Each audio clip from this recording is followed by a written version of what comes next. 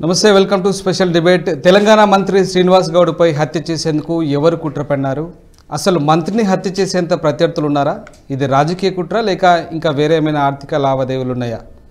మంత్రిపై హత్య కుట్ర అసలు ఎప్పటి నుంచి జరిగింది? దీనిలో నిజమెంత? పోలీసులు చెప్తున్నదేంటి?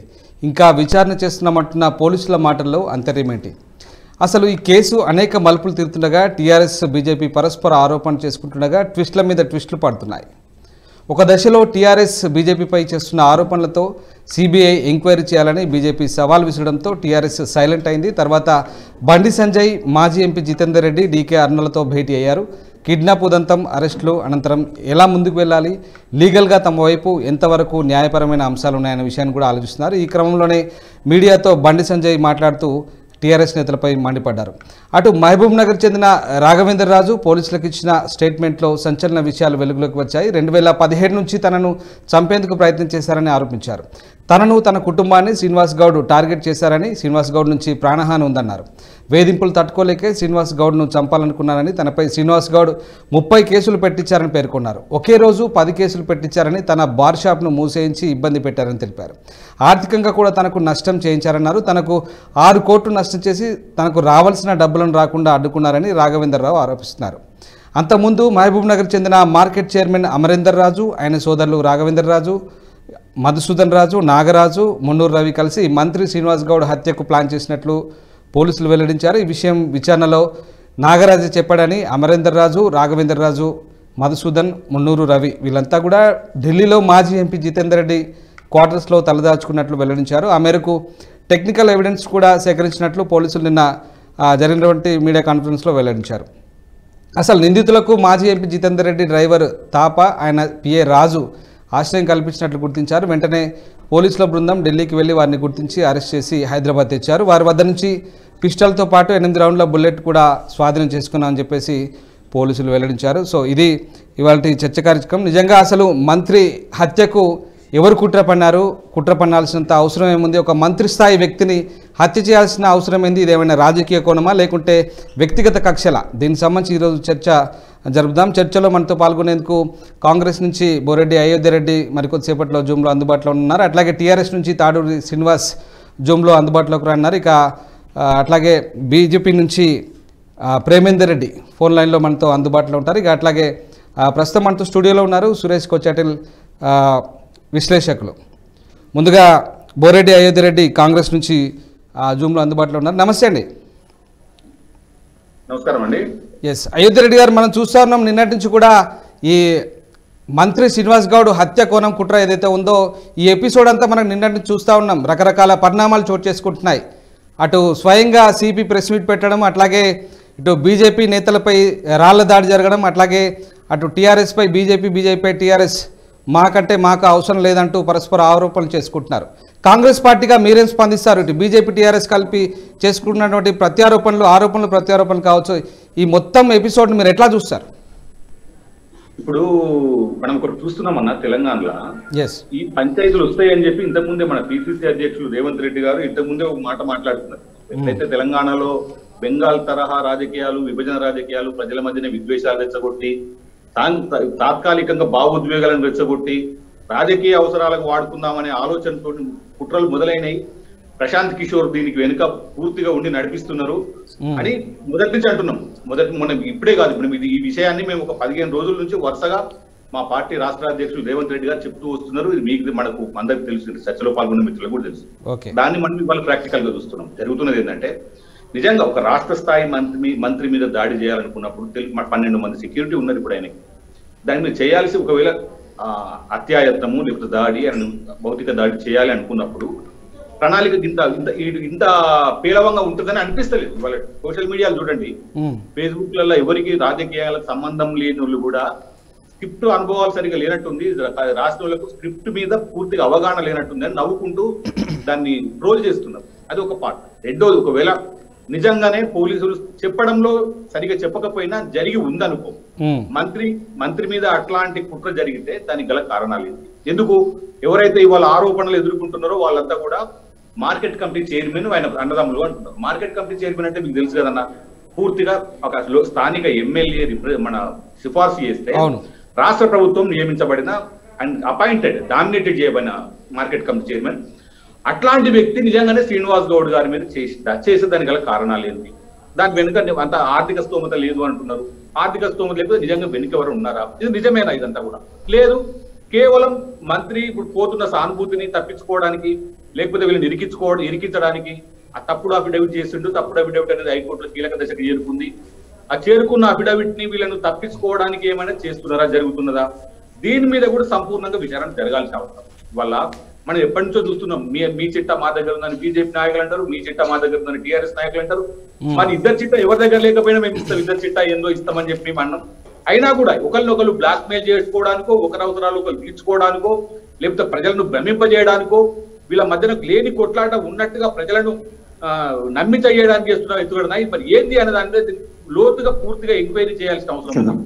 ఇటు రాష్ట్రంలో టీఆర్ఎస్ అధికారంలో ఉంది, అటు కేంద్రంలో బీజేపీ అధికారంలో ఉంది. ఇద్దరు కూడా అధికారంలో ఉన్నోళ్ళే పరస్పరం దాడులు విమర్శలు చేసుకోవడం ఏంటంటే ప్రజలను దృష్టి మళ్లించడానికి. ఇవాళ మనం చర్చించుకోవాల్సింది, టీఆర్ఎస్ అధికారంలోకి వచ్చి 3 ఏళ్లు పూర్తి అయినాయి.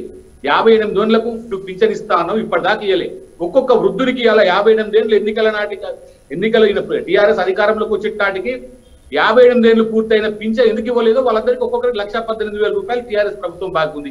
వాళ్ళకి ఇవ్వాలి, నిరుద్యోగ వృత్తి ఇవ్వాలి. వీటి మీద చర్చ లేకుండా ప్రజల మధ్యన దాడి, విభజన తీసుకొచ్చి విద్వేషాలు రెచ్చగొట్టి ప్రజలను పక్కదారి పట్టించే ఎత్తుగడలు టీఆర్ఎస్ బీజేపీ కలిసి పనిచేస్తున్నట్టుగా మాకు అనుమానాలు ఉన్నాయి. దీన్ని కూడా ప్రశాంత్ కిషోర్ డైరెక్షన్ లో ప్రజలను పక్కదారి పట్టించి, ప్రజలను మళ్లించి, రకరకాల ఎత్తుగడలతోటి ప్రజల దృష్టిని మళ్లించి ప్రజల సమస్యలను, కష్టాలను, వీళ్ళ వైఫల్యాలను చర్చకు రాకుండా చేయగల ఎత్తుగడనేమో అనే అనుమానం కాంగ్రెస్ పార్టీగా మేము వ్యక్తం చేస్తున్నామన్నా. Right, yes. తాడు శ్రీనివాస్ గారు నమస్తే అండి. నమస్తే అండి. రైట్, శ్రీనివాస్ గారు, నిజంగా ఒక మంత్రిని హత్య చేయాల్సినంత స్థాయి అంటే ఎవరైతే నిందితులు ఉన్నారో వాళ్ళకి మరి స్వయంగా పోలీసులే ఎస్పీ స్టీఫెన్ రవీంద్ర కూడా నిన్న సిపి స్వయంగా వెల్లడించడం జరిగింది. మరి నిజంగా దీంట్లో మీరేం భావిస్తున్నారు? అంటే రాజకీయంగా కుట్రకోణం దాగి ఉందనుకుంటున్నారా, లేదంటే ఏమైనా వ్యక్తిగత ద్వేషాలు కావచ్చు, బిజినెస్ లావాదేవీలు ఏమైనా దీంట్లో చోటు చేసుకున్నాయంటారా? అంటే మీరేమంటారు? టీఆర్ఎస్ పార్టీగా నిజంగా మీ అధికార పార్టీ, మీ పార్టీకి చెందినటువంటి ఒక ప్రభుత్వంలో కీలకంగా ఉన్నటువంటి ఒక మంత్రిని నిజంగా హత్య చేయాల్సినంత సామర్థ్యం కానీ, స్టామినా కానీ ఆ వ్యక్తులకు ఉందంటారా? ఇప్పుడు మీరు గమనించినట్టయితే భారతదేశము రాజధాని అయినటువంటి ఢిల్లీ, ఆ ఢిల్లీలో ఒక ఎంపీ గారి క్వార్టరు, ఆ క్వార్టర్లో అక్యూజ్డ్ దొరకడము. సో ఇది డెఫినెట్ గా కుట్రకోణము బీజేపీ నాయకులు చేసినట్టుగా కనిపిస్తా ఉంది కదా. ఒకవేళ అదే నిజంగా రేపు అవుతే కనుక ఇది దుర్మార్గమైన చర్య. ఇది 2 కోణాలలో మనకు ఇది ఉంటుంది. ఒకటి, ఈ భౌతిక దాడులు సమంజసం కాదు. రెండోది, ఈ ప్రభుత్వం చేస్తున్నటువంటి అభివృద్ధి, తెలంగాణ రాష్ట్ర అభివృద్ధిని కుంటుపరిచే విధంగా చర్యలు ఉన్నాయి ఇవన్నీ కూడా. ఈ రోజు తెలంగాణ అంటే ఒక దేశంలో నెంబర్ 1, నిన్ననే జిఎస్డిపిలో కేంద్రం ఇచ్చిన సర్టిఫికేట్ నెంబర్ 1 రాష్ట్రంగా ఎదుగుతుందని. ఇటువంటి ఎదుగుతున్నటువంటి ఒక శాంతి సౌభ్రాతృత్వాలతో, ఒక గంగా జమున తైజీబ్తో ఉన్నటువంటి ఈ రాష్ట్రంలో బీజేపీ అన్ని రాష్ట్రాలలో మనం చూసినాం. ఎక్కడ ఎన్నికలు వస్తే అక్కడ బెంగాల్లో కానీ, కేరళలో కానీ ఎన్ని కొట్లాటలు, అసలు ఎన్ని రక్తపాతాలు. అంటే బీజేపీ ఎక్కడన్నా పోవాలంటే వారికి చెప్పుకోవడానికి ఏమీ లేదు కాబట్టి గొడవలు సృష్టించి, హత్య రాజకీయాలు చేసి, దాని మీద చర్చలు జరిగేట్టుగా చేసుకొని ఎన్నికలకు పోయే ప్రయత్నం చేస్తూ ఉంటది. ఇక్కడ మనం గమనించాల్సింది ఒకటి, ఇవాళ ఢిల్లీలో జితేందర్ రెడ్డి గారు డ్రైవర్ కానీ, లేదా మిగతా సభ్యులు కానీ, మిగతా అక్యూజ్డ్ ఎవరైతే ఉన్నారో వారందరూ కూడా ఢిల్లీ ఆ ఎంపీ క్వార్టర్లో దొరికినారు. ఇక్కడ ఒకటి, ఆ ఎంపీ క్వార్టర్ ఎవరి పేరు మీద ఉందా అనేది ఇక్కడ గమనించవలసినటువంటి విషయం. ఇప్పుడు ఈ మధ్యనే వార్తలు చూస్తా ఉన్నా, అది ఎంతవరకు నిజమో తెలియదు. బండి సంజయ్ గారి పేరు మీద క్వార్టర్ అలాట్ అయింది, జితేందర్ రెడ్డి గారు అందులో నివాసం ఉంటా ఉన్నారు అని చెప్పి కూడా కొన్ని మీడియాలలో వస్తా ఉంది. ఏది కూడా ఇప్పుడు అది నిజమే అవుతే తప్పకుండా వారి మీద ఇవాళ ఇండియన్ ఐపీసీ ఏం చెప్తుందండి? సెక్షన్ 107 అట్రాక్ట్ అవుతుంది, సెక్షన్ 201 అట్రాక్ట్ అవుతుంది, సెక్షన్ 212 అట్రాక్ట్ అవుతుంది. ఇవన్నీ కూడా ఏంటి? క్రిమినల్ అఫెండర్స్ ని హార్బరింగ్ చేయడము, అంటే దాసి పెట్టడము, షెల్టర్ ఇవ్వడము. ఇవి కనుక ఇస్తే 5 నుంచి 10 ఏళ్ళ శిక్ష పడుతుంది. ఇది చాలా పెద్ద నేరము. ఒకవేళ అదే నిజమైతే వీళ్ళ రాజకీయ జీవితాలు ఇంకా చరమాంకంలో పడ్డట్టే. ఇక్కడ ఎక్కడో ఏదో జరుగుతా ఉంటే డికే అరుణ గారు బయటకు వచ్చి ఒక ఆల్ ఇండియా వైస్ ప్రెసిడెంట్ అని చెప్తా ఉన్నారు. మరి వారు వచ్చి గుమ్మడికాయలు దొంగ ఎవరంటే భుజాలు తడుముకున్నట్టు దీని గురించి ప్రెస్ మీట్లు పెట్టి మాట్లాడడం అంటే పక్కదారి పట్టియడమే కదా కేసుల్ని. ఇప్పుడు ఇన్వెస్టిగేషన్ జరుగుతూ ఉంది కదా, సబ్జుడియస్ అవుతుంది కదా, ఇప్పుడే ఈ నాయకులు ప్రెస్ మీట్లు పెట్టాల్సినంత అవసరం ఏముంది? సాక్షాత్తు BJP party president press meet పెట్టడం ఏంటండి ఇది? All India vice president DK Aruna గారు ప్రెస్ మీట్ పెట్టడం, జితేందర్ రెడ్డి గారు మీటింగ్ పెట్టి అనవసరంగా ఈ పిల్లలు నిరికిచ్చారు, మా డ్రైవర్ నిరికిచ్చారు శ్రీనివాస్ గారు వాళ్ళు చెప్తుంది ఒకటే, మొదటి నుంచి కూడా అంటే మంత్రి అవినీతి ఆరోపణలు, మంత్రి చేసినటువంటి కబ్జాలను బయటికి తీస్తున్నాము, ఆర్టీఐ ద్వారా బయటికి తీసుకున్నందుకే ఇట్లాంటి కేసులో ఇరికించే ప్రయత్నం చేస్తున్నారని చెప్పేసి బీజేపీ నేతలు ఆరోపిస్తున్నారు. షెల్టర్ ఇచ్చిరా ఎంపీ క్వార్టర్స్ లో? అందుకే షెల్టర్ ఇచ్చిరా? ఎంపీ మీద ఆరోపణలు చేసిన వాళ్ళందరినీ మీరు దాచిపెట్టే ప్రయత్నం చేస్తారా? అందుకే ఆయన మీద 10 ఎక్సైజ్ కేసులు, 10 క్రిమినల్ కేసులు ఉన్నాయి. మీరు ఎవరి గురించి అయితే చెప్తా ఉన్నారో వాళ్ళ మీద ఆల్రెడీ ఈ క్రిమినల్ కేసెస్ ఉన్నాయి కదా. తప్పకుండా ఇది పెద్ద కుట్ర ఉందండి ఇది 120Bలో. ఇలా తప్పకుండా ఇది అబెట్మెంట్ అవుతుంది. ఒకవేళ వీళ్ళే కనుక ఇన్వాల్వ్ అవుతే కనుక వీళ్ళ మీద 304 సెక్షన్ కూడా అబెట్మెంట్ టు మర్డర్ కేసు పెట్టాల్సిందే. వీళ్ళ మీద 34 సెక్షన్ అట్రాక్ట్ అవుతుంది, 506 అట్రాక్ట్ అవుతుంది. ఈ రోజు దేశంలోనే ఇది చాలా పెద్ద కుట్ర అండి. ఇది ఒక క్యాబినెట్ మినిస్టర్ ని హత్య చేసేటటువంటి ప్రయత్నం కనుక ప్రూవ్ అయితే ఇది చాలా పెద్ద నేరము. ఇటువంటిది జరగడానికి వీల్లేదు. తప్పకుండా మన పోలీస్ వారి మీద నమ్మకం ఉంది. నిజ నిర్ధారణలు బయటకు వస్తాయి, ఇన్వెస్టిగేషన్ అవుతా ఉంది. అది వచ్చిన తర్వాత మళ్ళీ మాట్లాడదాం. రైట్, ఒక్క నిమిషం శ్రీనివాస్ గారు, మనతో బీజేపీ నేత ప్రేమేందర్ రెడ్డి ఫోన్ లైన్ లో సిద్ధంగా ఉన్నారు. ప్రేమేందర్ రెడ్డి గారు నమస్తే. నమస్తే అండి. రైట్, ప్రేమేందర్ రెడ్డి గారు, టీఆర్ఎస్ పార్టీ కావచ్చు, నిన్న స్వయంగా సిపి వెల్లడించిన విషయాలను బట్టి టీఆర్ఎస్ పార్టీ సూటిగా మీ మీద ఆరోపణ చేస్తుంది. ఎందుకు ఒక మాజీ ఎంపీ, ఒక బీజేపీ నాయకులు, పెద్ద స్థాయిలో జాతీయ స్థాయిలో ఉండే నాయకులు ఎందుకు ఆశ్రయం ఇచ్చారు, నిందితులకు ఎందుకు ఆశ్రయం ఇచ్చారని చెప్పేసి మిమ్మల్ని సూటిగా ప్రశ్నిస్తున్న పరిస్థితి. మీరేమంటారు? నిజంగా బీజేపీ నాయకులు ఇందులో ఇన్వాల్వ్ అయ్యారని చెప్పేసి టీఆర్ఎస్ పార్టీ చేసిన ఆరోపణలు మీరు ఎట్లా స్పందిస్తారు? పూర్తి పచ్చి అబద్ధము. ఎందుకంటే ఎవరైతే ఢిల్లీకి ఎవరైనా వస్తే అక్కడ మాజీ పార్లమెంట్ సభ్యులు, ప్రస్తుత పార్లమెంట్ సభ్యుల దగ్గర నియోజకవర్గానికి సంబంధించిన వాళ్ళు వచ్చారు ఉన్నారు. కాబట్టి దానికి ఆశ్రయం ఇవ్వడంలో ఎలాంటి తప్పు లేదు. ఒకటి. రెండో విషయం ఏంటంటే అసలు ఎవరు ఎవరైతే ఇప్పుడు హత్య చేస్తున్నారని చెప్పి నేరం ఆరోపించబడ్డ వాళ్ళలో ఎక్కువ మంది ఈ మంత్రి గారి అవినీతి పైన, ఆయన యొక్క ఎన్నికల అక్రమాల పైన పూర్తి స్థాయిలో ఫిర్యాదు చేస్తున్న వాళ్ళు. తర్వాత వాళ్ళకు ప్రాణభయం ఉంది మంత్రి నుంచి అని చెప్పి మానవ హక్కుల సంఘానికి ఫిర్యాదు చేసిన వాళ్ళు. ఈరోజు వాళ్ళ పైన తిరిగి ఈ విధంగా హత్యా ప్రయత్నం కేసు అనేది పూర్తిగా ముఖ్యమంత్రి కార్యాలయం నుంచి డైరెక్షన్స్ తోని ఏదైతే బెంగాల్ తరహా రాజకీయం అన్నారు కదా, ఆ విధంగా ఎవరైతే బాధితులు ఉంటారో వాళ్ళపైనే కనుక హత్యా ప్రయత్న నేరాల కేసులు కనుక పెడితే పరిస్థితిలో కొంత ప్రజలు కన్ఫ్యూజ్ అవుతారు అనే దాని నుంచి లబ్ధి పొందొచ్చు అనే ఉద్దేశంతో ఈ యొక్క అక్రమ కేసులు పచ్చి అబద్ధము, పచ్చి ఇది దిగంబరమైన రాజకీయం. ఇంతకంటే దౌర్భాగ్యమైన దౌర్బల్యమైన రాజకీయం ఇంకొకటి ఉండదు. ఈ విధంగా ఎవరైతే బాధితులు ఉన్నారో బాధితులపైన హత్యా ప్రయత్నం కేసులు, వాళ్ళంతా ఎంత పేదలు, వాళ్ళ దగ్గర 12 కోట్ల రూపాయలు 15 కోట్ల రూపాయలు సుపారీ ఏమన్నా ఉన్నదా? ఈ కథ, ఈ కేసు ఇది ఒక కొత్త కథ అల్లి చేసిన ప్రయత్నం ఈ ప్రభుత్వం ఇంకా దిగజారిపోతున్నది. దీంతో ఏదైతే మంత్రిని కాపాడడం కోసం ముఖ్యమంత్రి కార్యాలయం చేసిన పచ్చి అబద్ధమైన కట్టుకథ తప్పితే ఇది ఇంకేమీ లేదు. తర్వాత ఎఫ్ఐఆర్లు ఎక్కడ కూడా ఇవాళ జితేందర్ రెడ్డి గారి పేరు కానీ డికే అరుణ గారి పేరు కానీ ఇవ్వలేదు. కానీ ఎందుకు నిన్నటి నుంచి మీడియాలో ప్రచారం చేశారంటే బీజేపీ నాయకులను దెబ్బతీయాలనే ఉద్దేశంతో. తీరా చట్ట ప్రకారంగా చూస్తే ఎక్కడా లేదు. కాబట్టి ఇవన్నీ విషయాలు ఏంటంటే ఈ ప్రభుత్వము తన పైన తను ప్రజల ఆదరణ కోల్పోతున్నది కాబట్టి, ప్రజలు తీసుకరించుకునే స్థితికి వచ్చింది కాబట్టి, అనేక మంది మంత్రులు ఇవాళ అవినీతి కుప్పంలో కూరుకొని పోయి ఉన్నారు కాబట్టి, ఒక్కొక్కటి బయటపడే పరిస్థితికి వచ్చింది కాబట్టి ఎదురుదాడి చేయడం చేసే ప్రయత్నంలో భాగంగా సామాన్య ప్రజలను, ఒక హక్కుల కార్యకర్త, ఒక ఆయనే సామాన్యమైన గతంలో టీఆర్ఎస్ పార్టీలో ఉండి వచ్చిన కార్యకర్త, వాళ్ళందరూ కూడా చాలా సామాన్యులు. వాళ్ళు 23నే ఫిర్యాదు చేసిండ్రు, మా భర్తను ఎత్తుకపోయింది ఈ విధంగా పోలీసు వాళ్ళు, ఎక్కడున్నారో తెలుసుకోలేరు, అని చెప్పి ఫిర్యాదు చేసిన వాళ్ళ మీద వీళ్ళే హత్య ప్రయత్నం చేసిందని చేస్తే ఇది పచ్చి అబద్ధమా కాదా? అసలు ఇక్కడ రాజ్యాంగం ఉన్నదా? అంబేద్కర్ రాజ్యాంగం కాకుండా కల్వకుంట్ల రాజ్యాంగం అంటే ఇదే. అందుకోసమే ఆయన రాజ్యాంగాన్ని మార్చాలన్నాడు. ఎందుకంటే ఈ విధమైన యొక్క పూర్తి ఎక్కడ కూడా ప్రజాస్వామ్య హక్కులు లేవు, పౌర హక్కులు లేవు. ఇది పూర్తి ద్రోహపూరితమైన యొక్క విషయము. ఇది పూర్తి ప్రజాస్వామ్య వ్యతిరేకమైన విషయం. వీళ్ళందరూ కూడా ఖండించాల్సిందే. దీన్ని చూసేదో తాత్కాలికంగా పోలీస్ ఆఫీసర్లను వీళ్ళందరినీ పెట్టుకొని ఈ విధంగా చేస్తూ సంతోషించవచ్చు, ఆనందం పొందొచ్చు అని ప్రజా కోర్టుగా 100% ఈ ప్రభుత్వం చాలా స్వీకరించుకునే పరిస్థితి ఉంటుంది. రైట్. ఎస్ ప్రేమేందర్ రెడ్డి గారు మీరు లైన్లోనే ఉండండి. రైట్. తాడూరి శ్రీనివాస్ గారు, ఇదంతా కంప్లీట్గా ముఖ్యమంత్రి కార్యాలయం నుంచి ప్రగతి భవన్ నుంచి సీఎం డైరెక్షన్లో జరుగుతున్నటువంటి ఇదంతా కుట్ర కోణమని చెప్పేసి బీజేపీ రివర్స్లో మీ మీద ప్రత్యారోపణ చేస్తుంది. మీరేమంటారు? ఎస్ అన్మ్యూట్ చేయండి తాడూరి శ్రీనివాస్ గారు.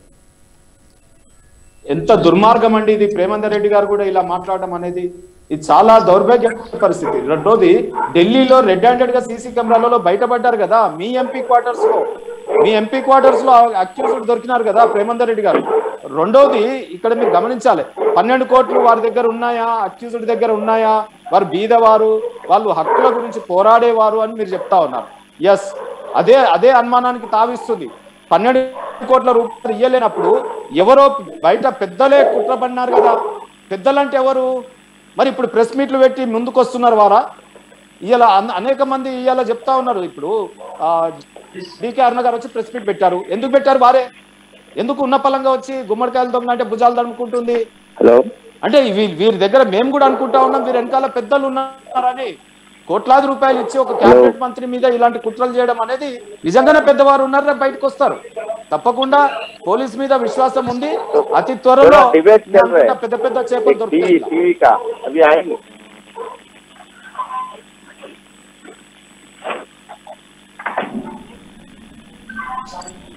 శ్రీనివాస్ గారు చెప్పండి. ఇప్పుడు నేను క్లియర్ గా చెప్తా ఉన్నాను. రేపు ఈ ఎంపీ క్వార్టర్స్ లో దొరికినటువంటి వారు విజువల్స్ లో క్వార్టర్ క్లియర్ గా క్వార్టర్ దగ్గర దొరికినట్టు పోలీస్ ఎవిడెన్స్ ఉంది. ఢిల్లీ పోలీసులు కూడా కన్ఫర్మ్ చేస్తారు. ఇప్పుడు ఏం జరుగుతుందంటే, వీరి మీద ఒకవేళ క్రిమినల్ ఇంటిమిడేషనే గనక, ఇవాళ అబెట్మెంటే గనక, ఇవాళ ఈ రకమైనటువంటి చర్యకు కుట్ర పడిన దాంట్లో ఒకవేళ ఎంతటి పెద్దవారైనా until unless it is proved కాబట్టి చెప్తా ఉన్నాం.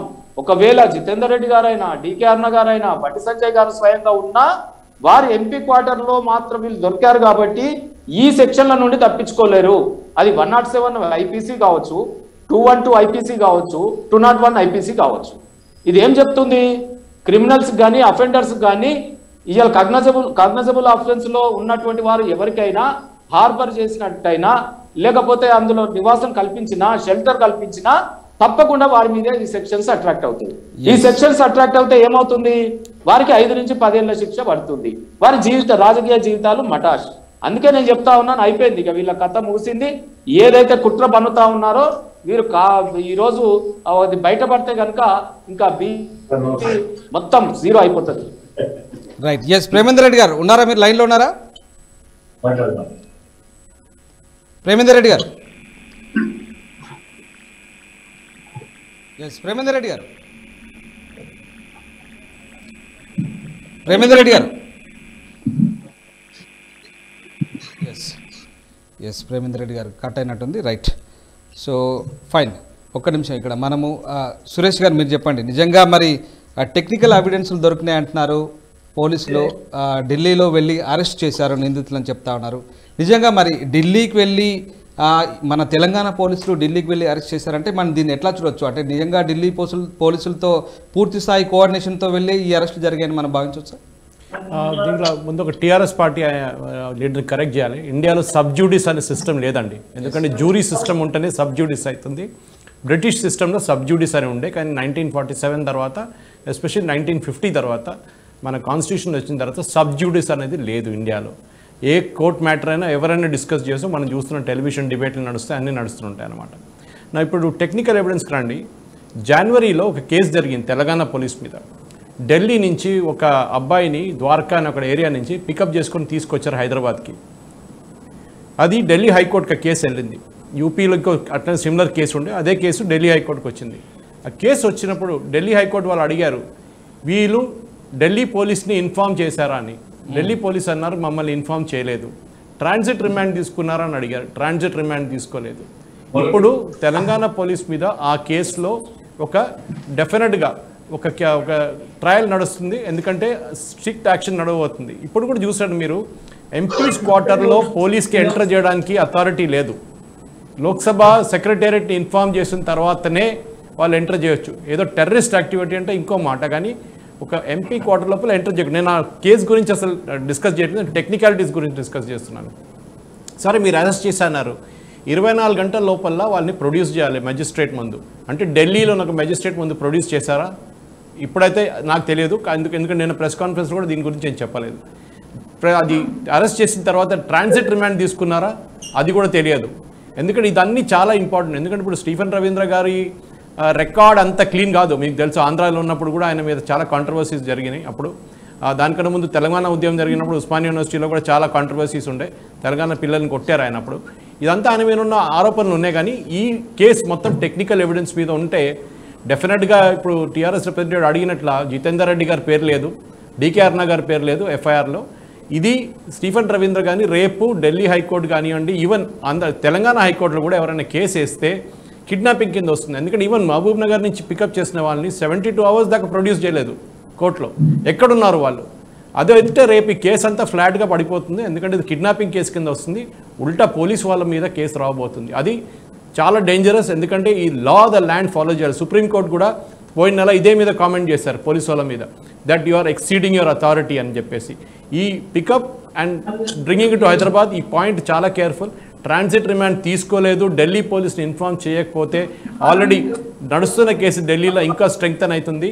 అండ్ డెఫినెట్లీ స్టీఫెన్ రవీంద్ర గారిని ఢిల్లీ హైకోర్టు వాళ్ళు పిలిపిస్తారు, అటార్నీ జనరల్ కూడా పిలిపిస్తారు, స్టేట్ అటార్నీ కూడా పిలిపిస్తారు. అందరినీ ఢిల్లీ పిలిపించి ఈ కిడ్నాపింగ్ ఎట్లా జరిగిందని అడుగుతారు. ఎందుకంటే మీరు ప్రెజెంట్ చేయకపోతే కిడ్నాపింగ్ జరిగిన మీడియా సమావేశంలో సిపి కూడా ఇదే అడిగినప్పుడు ఆయన కూడా చెప్పలేకపోయారు సూటిగా. కరెక్ట్, అదే చెప్తున్నాను నేను. ఎందుకంటే స్పెసిఫిక్ గా ఈ కేసు ఒకటి ఉంది already, Telangana police kidnapping case ఒకటి ఉంది ఢిల్లీలో, ఏది కిడ్నాప్ చేశారని చెప్పి. ఇప్పుడు వినోద్ గారి దృష్టికి తీసుకొస్తారు. సెక్షన్ 41 వాట్ ఇట్ సేస్ అండి, ఒక్కసారి చెప్పండి. When can police may arrest? Without a warrant. Any police officer may, without an order from a magistrate and without a warrant, arrest any person. Arrest చేయొచ్చండి. Cognizable offense లో కనుక involve అన్నట్టు అవుతే తప్పకుండా police arrest చేసి కస్టడీకి తీసుకుంటారు. Transit remand తీసుకున్నారా? ఢిల్లీలో కేసు ఉంది, జనవరి తీసుకొచ్చారండి, ఇప్పుడు తీసుకొచ్చారు, రిమాండ్ చేస్తారు. When you arrest somebody in Delhi, Delhi Union Territory ఉన్నప్పుడు ఢిల్లీ పోలీస్ ఆల్రెడీ కేసు నడుస్తుంది. ఇంకోటి ఇన్వెస్టిగేషన్ ని తప్పుదారి పట్టించే విధంగా ప్రెస్ మీట్లు పెట్టొచ్చు అనేది అది నేను దాంట్లో రావట్లేదు. ఈవెన్ స్టీఫెన్ రవీంద్ర గారు కూడా ప్రెస్ మీట్ పెట్టారు. సుప్రీం కోర్టు గైడ్ లైన్స్ ప్రకారం బీజేపీ ఇక్కడ డైరెక్ట్ ఢిల్లీ హెడ్ క్వార్టర్ లో ఈ క్వార్టర్ లో దొరికారు కదా వాళ్ళు. ఇక్కడ శర్మ గారు మనకు అందుబాటులో ఉన్నారు, లీగల్ అడ్వైజర్ శర్మ గారు అందుబాటులో ఉన్నారు. చెప్పండి, ట్రాన్సిట్ రిమాండ్ తీసుకున్నారా లేదా? ఎందుకంటే రికార్డులు ఎక్కడ లేదు ట్రాన్సిట్ రిమాండ్. ఢిల్లీలో అరెస్ట్ చేసిన అన్ని హైదరాబాద్ తీసుకురావడానికి as per law transit remand ఎప్పుడు అడుగుతామండి? ఎందుకు అడుగుతాం? ఇప్పుడు ఢిల్లీ హైకోర్టు నడుస్తున్న కేసు ఏంటండి, ద్వారకా కిడ్నాపింగ్ లో ట్రాన్సిట్ రిమాండ్ తీసుకోలేదు. ఇంకా ప్రిమాచ్యూరే కదా.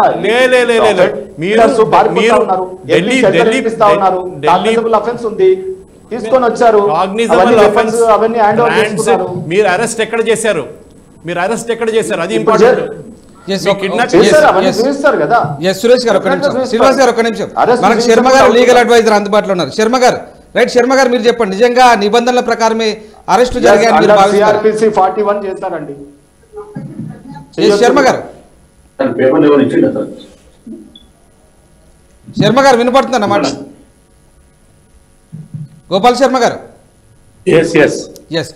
సో ఇప్పుడు ఇదంతా మీరు వింటూనే ఉన్నారు రైట్. అసలు నిబంధనల ప్రకారం ఈ అరెస్ట్ జరిగాయంటారా? ఢిల్లీ నుంచి ఎవరైతే తీసుకొచ్చారో నిందితులు ఎవరైతే ఉన్నారో వాళ్ళందరూ కూడా నిన్న స్టీఫెన్ రవీంద్ర స్వయంగా మీడియా సమావేశం ఏర్పాటు చేసి వాళ్ళ గురించి ఢిల్లీలో అరెస్ట్ చేశాము అని చెప్తా ఉన్నారు. సో నిజంగా ఇవన్నీ నిబంధనల ప్రకారమే జరిగాయని మీరు అనుకుంటున్నారా? ఒక లీగల్ అడ్వైజర్గా మీరేం మాట్లాడతారు? ఇప్పుడు ఏంటంటే టీవీలో చూడటమే తప్ప అసలు ఎఫ్ఐఆర్ కంటెంట్స్ అనేది ఏమున్నాయో తెలియదు ఎవరికి. ఫస్ట్ అయితే మనం పేపర్ స్టేట్మెంట్ బట్టి కానీ లేకపోతే ఇప్పుడు ఇంతకుముందు శ్రీనివాస్ గారు మాట్లాడేది 100% రైట్. అడ్వకేట్ ఎవరు లీగల్ ఎవరైనా ఉన్నారు అక్కడ? ఎస్ ఎస్ సురేష్ గారు అండి అనాలిసిస్. లీగల్ కాదు, నేను పొలిటికల్ దీన్ని చెప్తున్నాను కండి. Yes. ఆల్రెడీ ఎగ్జిస్టింగ్ కేసు ఒకటి ఉంది ఢిల్లీలో, అదే 100% right. Because whoever is accused in a cognizable offense, వాళ్ళని ఖచ్చితంగా లోకల్ పోలీస్ హెల్ప్ తీసుకోవాలి, ఢిల్లీ జ్యూరిస్డిక్షన్ పోలీస్కి ఇన్ఫార్మ్ చేయాలి, చేసి ట్రాన్సిట్ రిమాండ్ కూడా తీసుకోవాలి. అది సెటిల్డ్ లా. ఇక కాదు అని వారెవరు ఆర్గ్యుమెంట్ చేస్తే మనం దానికి ఏం చెప్పలేము. ఖచ్చితంగా ట్రాన్సిట్ రిమాండ్ తీసుకోవాలా, ఇక్కడ కూడా వచ్చి వితిన్ 24 hours రిమాండ్ చూపించాలా. కానీ ఇక్కడ ఒకటి అంటే by going the TV reports and ఆమె ఎవరు నాగరాజ్ వైఫ్ మాట్లాడుతుంటే మధ్యాహ్నం చూశాను నేను కోర్టులో ఉన్నప్పుడు, హైకోర్టులో. ఆమె ఏమంటుంది, 23rd నాడు నా హస్బెండ్ని కిడ్నాప్ చేశారు, 25th సుచిత్ర దగ్గర నైఫ్ అటాక్ ఎట్లా చేశారు, మరి అక్కడ సీసీటీవీ ఫుటేజ్లు ఏమైనా అని అడిగింది. It is 100% valid question. అది దానికి సమాధానం ఉండదు. ఇక్కడ ఏంటంటే తెలంగాణలో చాలా దురదృష్టం. నేను కూడా జేఏసీ చైర్మన్గా పనిచేసా, నిజామాబాద్లో అడ్వకేట్ జేఏసీలో పనిచేసా, ఉద్యమంలో 63 కేసులు ఉన్నాయి. కానీ ఎప్పుడు ఇంత దుర్మార్గంగా పోలీసుల వ్యవహారము తెలంగాణ వచ్చిన తర్వాతనే జరుగుతూ ఉంది. ఇది చాలా దురదృష్టకరం. First point. సెకండ్ పాయింట్ ఏంటంటే ఇన్ఫరెన్స్ డ్రా చేస్తున్నారు పోలీసు వాళ్ళు. ఇక్కడ స్టీఫెన్ రవీంద్ర గారి స్టేట్మెంట్ చూస్తే ఏంటంటే జితేందర్ రెడ్డి గారిని, డికే అరుణ గారిని అందులో ఇరికియాలా అనే విధంగా నిన్ననే మాట్లాడేశాడు. ఎప్పుడు చెప్పాలి అవన్నీ? వాళ్ళ కన్ఫెషన్ స్టేట్మెంటో 161 స్టేట్మెంటో ఏం లేకుండా ఎవరో ప్రెస్ వాళ్ళు అడుగుతారు, అంటే టీ న్యూస్ అడిగారో ఎవరో తెలీదు, వాళ్ళు అడుగుతారు, ఈయన సమాధానం చెప్తున్నాడు. ఏమని? వాళ్ళ రూల్ ఉందేమో ఎగ్జామిన్ చేస్తాం. అరే how can you say all this without examining the witness? వాళ్ళ కన్ఫెషన్ స్టేట్మెంట్ ఉందా, వాళ్ళది ఏం స్టేట్మెంట్ రికార్డ్ చేశారు? ప్రైమరీ ఎవిడెన్స్ కూడా లేదు అక్కడ. ఆల్రెడీ ఇన్ఫరెన్స్ డ్రా చేసి as so and so are they may become accused అని ఏదైతే చెప్తా ఉన్నారో అది డెఫినెట్గా పొలిటికల్ సెటిల్మెంట్స్ కోసమే చేస్తున్నట్టుగా కనపడుతుంది. ఎందుకంటే ఇంకోటి, శ్రీనివాస్ గౌడ్ గారు ఈజ్ మై గుడ్ ఫ్రెండ్. మేము జేఏసీలో కలిసి పనిచేసాం. మా ఆఫీస్ కూడా అది అనేక సార్లు వచ్చిండు ఆయన ఉద్యమంలో. బట్ ఆయన మీద ఎన్ని అలిగేషన్స్ ఉన్నాయి మనం కూడా చూస్తున్నాం. ఒక్కొక్కడి మీద 10 కేసులు పెట్టడము. ఎవరి మీద పెడుతున్నారు? గతంలో మీ దగ్గర శిష్యుడిగా పనిచేసిన వాళ్ళ మీద. కాబట్టి ఏదైనా ఇప్పుడు సురేష్ గారు చెప్పినట్టు ఢిల్లీ హైకోర్టులో కనుక ఎవరైనా బీజేపీ వాళ్ళు ఒక రిట్టేసి దాని మీద కనుక చేస్తే మటుకు డెఫినెట్గా పోలీసుల మీదే కేసు అవుతుంది. ఇది సరే ఇక్కడ రూలింగ్లో ఉన్న పార్టీ కాబట్టి డెఫినెట్గా అంటారు. మనం అనేక కేసులు చూసినాం. ఇద్దరు వైఫ్ అండ్ హస్బెండ్ అడ్వకేట్స్ని కొద్దిగా చెప్పాడు. ఎస్ ఢిల్లీ అక్కడ అడ్వకేట్ వైఫ్ అండ్ హస్బెండ్ చంపిన కేసులో ఓపెన్ గా పుట్ట మధు అనే వ్యక్తి ఇన్వాల్వ్మెంట్ ఉందని చెప్పిన తర్వాత వాళ్ళది లేదు అని కమిషనర్ ముందే స్టేట్మెంట్ ఇచ్చాడు. అందరికి చూసాం, ప్రపంచం అంతా చూసాం. హైకోర్టు కూడా దాని మీద ఒక 2 రోజులు హియరింగ్ చేసి no we have confidence on local police అని చెప్పి ఇన్వెస్టిగేషన్ లోకల్ పోలీస్ చేస్తే చాలు అని చెప్పటం వల్ల అక్కడ ఆగిపోయింది. నిజంగా సిబిఐ ఎంక్వైరీ అయితే ఆ బుట్టమధు ఉన్నాడా ఇంకెవరో ఉన్నాడా అన్ని తెలిసిపోయేవి. బట్ ఏది ఏమైనా దురదృష్టకరం ఏంటంటే ఈరోజు ఎంటైర్ తెలంగాణలో లాలెస్నెస్ అనేది చాలా పెట్టరేకపోయింది. ఆ బీజేపీ టీఆర్ఎస్ మధ్యలో ఏం జరుగుతుందో 2 నెలల ముందు నుంచి కేసీఆర్ గారు ఆయన కొంచెము బూతులు తిట్టడము, కేంద్ర మంత్రిని పట్టుకొని తిట్టడము, బడ్జెట్ మీద మాట్లాడకుండా బడ్జెట్ పెట్టిన రోజు కేంద్ర మంత్రుల్ని టార్గెట్ చేసి మాట్లాడటము, ఇదంతా ఏంటంటే బీజేపీ వాళ్ళు అక్కడ ఈయన మీద ఉచ్చు బిగించబోతున్నారు అని ప్రజలు నమ్ముతున్నారు ఖచ్చితంగా. కాబట్టి ఈరోజు లాలెస్నెస్ అనేది ఉంది. అనేక మంది ఎమ్మెల్యేల మీద కంప్లైంట్లు ఉన్నాయి, అనేక మంత్రుల మీద కంప్లైంట్లు ఉన్నాయి. నా కొడుకైనా కూతురైనా ఖచ్చితంగా వాళ్ళ మీద నేను చర్య తీసుకుంటాను, కరప్షన్ ఛార్జెస్ ఉంటే లేకపోతే ఇంకేమన్నా తప్పులు చేస్తే అని చెప్పి సీఎం గారే స్వయంగా చెప్పారు. ఇదే సీఎం గారు స్వయంగా ఎంతమంది మీకు ఇఫ్ యూ రిమెంబర్ 2016లో పోచంపాడులో 1000 కోట్లతోని రైట్ కెనాల్ రెజ్యువనేషన్ ప్రోగ్రామ్ ఏదో పెట్టి 1,00,000 మంది పబ్లిక్లో అనౌన్స్ చేశారు. ఆ రోజు నేను కూడా అక్కడ ఉన్నాను. నేను ఆ రోజు ఏమన్నారు కేసీఆర్ గారు, ఎవడు అడ్డం వచ్చినా మీరు చూసుకోండి, ఎంత టోడు అడ్డం వచ్చినా చూసుకోండి. అరే ఒక ముఖ్యమంత్రి ఆ విధంగా మాట్లాడచ్చా? ఇప్పుడు మీరు ఏ పార్టీ అండి? మీరు ఏం పార్టీ? ఆమె లాయర్. మీరు ఈ పొలిటికల్ ఆరోపణల మీద మాట్లాడొచ్చా? ఇంతకుముందేమో పుట్టమధు గారి పేరు తీసుకుంటారు, ఇంటర్ప్రిట్ చేస్తా ఉంటారు, లాస్ అన్ని ఇంటర్ప్రిట్ చేస్తా ఉంటారు. మీరు ఆ పొలిటికల్ ఆరోపణల మీద రాజకీయ ప్రసంగం చేస్తున్నారు. టెక్నికాలిటీస్ మీద మాట్లాడండి, చట్టాల మీద మాట్లాడండి, ఇవి ఏమేమి అఫెన్స్ లో మాట్లాడండి, సెక్షన్ చెప్పండి. పోలీసు వాళ్ళు చాలా దీంట్లో తప్పులు చేశారు. All those things are government. ఏమండి? How can you elect those things in government? Yes.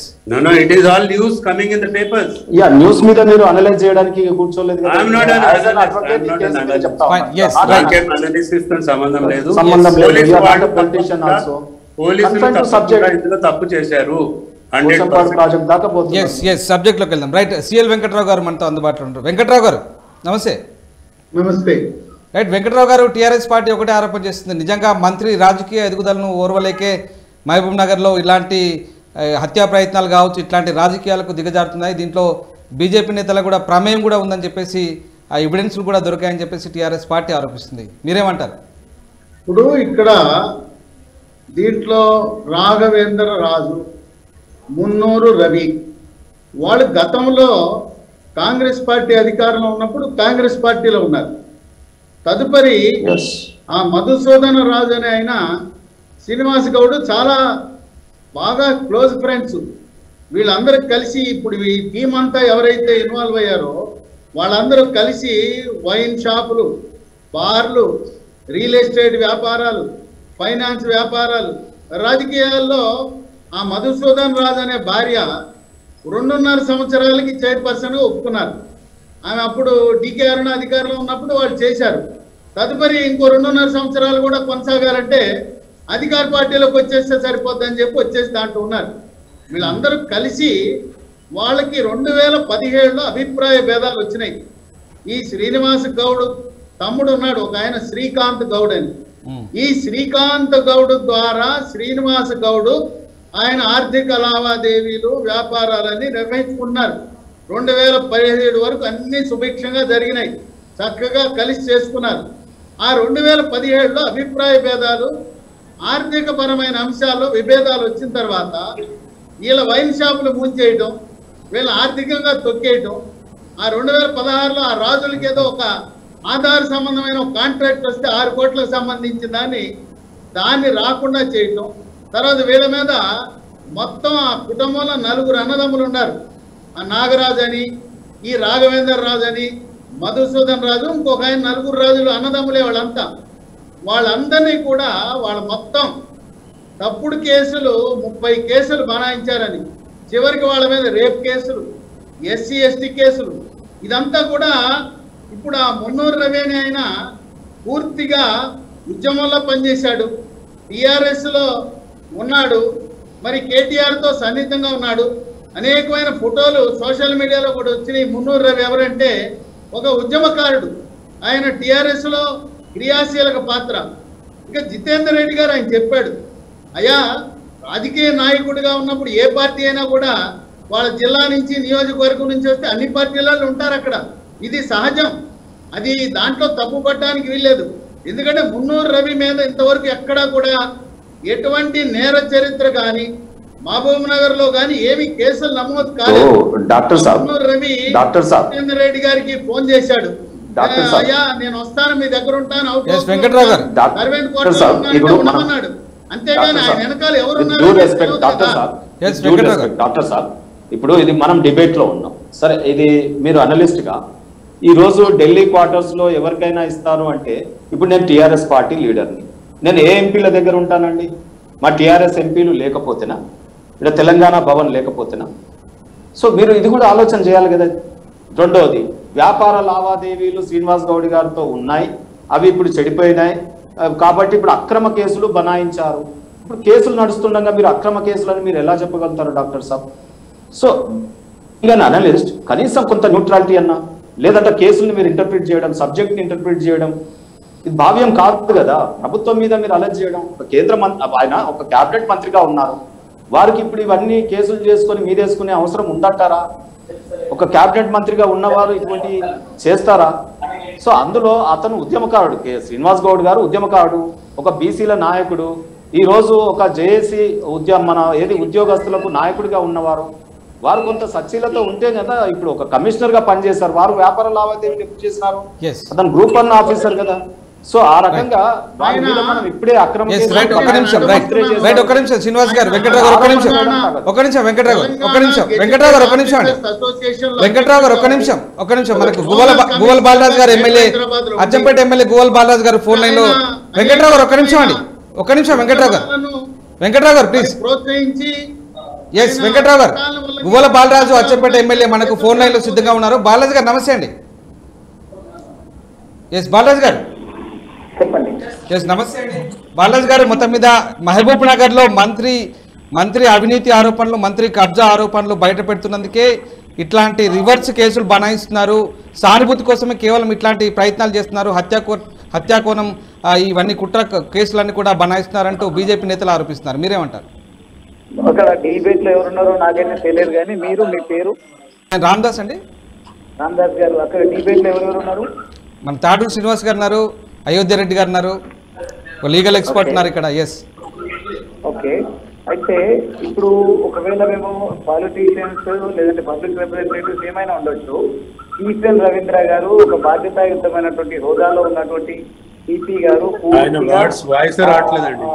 ప్రభుత్వ అధికారిగా ఉన్నటువంటి వ్యక్తికి ఆ రకమైనటువంటి ఎవిడెన్సెస్ ప్రొడ్యూస్ చేయాల్సినటువంటి అవసరం లేదు. ఆ రకంగా ఈ ఇన్వాల్వ్ ఉన్నారు లేని వారిని ఉన్నారు అని చూపించాల్సినటువంటి అవసరం లేదు. ఒకవేళ ఉన్నట్టయితే భూ తగాదాలకు సంబంధించినటువంటి అంశాలు తెరపైకి వచ్చినప్పుడు ఈ రకమైనటువంటి వాతావరణం ఏర్పడ్డది అని చెప్పడానికి ఆస్కారం ఉన్నది.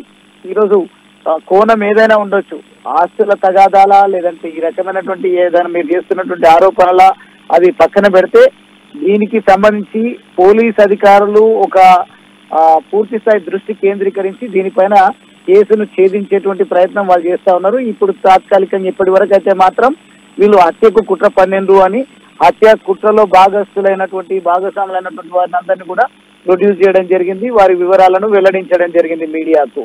భవిష్యత్తులో ఒకవేళ వాళ్ళు ఇన్ డెప్త్ గా ఎంక్వైరీ చేసిన తర్వాత దీంట్లో భూ తగాదాలే కారణము లేదంటే మంత్రి గారు చేసినటువంటి తప్పులను కప్పిపుచ్చుకునేటువంటి ప్రయత్నమే చేసినట్టయితే నిష్పక్షపాతంగా ఖచ్చితంగా నెగ్గు తెలిసేటువంటి ప్రయత్నమే చేస్తారు తప్ప వత్తాసు పలకాల్సినటువంటి అవసరము ప్రభుత్వ అధికారులకు, అది కూడా సీనియర్ ఐపీఎస్ ఆఫీసర్లకు అయితే ఉంటది అని మాత్రం నేను అనుకోవడం లేదు. ఐపీఎస్ లో ప్రభుత్వానికి అనుకూలంగా వ్యవహరిస్తున్నారంటే ఇందాకే బండి సంజయ్ కూడా ఒక ఆరోపణ చేశారు, మీరేమంటారు మరి? అంటే కేంద్రంలో ఉన్నటువంటి అన్ని ఇన్స్టిట్యూషన్స్ కూడా కేంద్ర ప్రభుత్వానికి అనుకూలంగా వ్యవహరిస్తూ ఈ రకమైనటువంటి దాడులు చేస్తా ఉన్నారా ఈరోజు దేశవ్యాప్తంగా?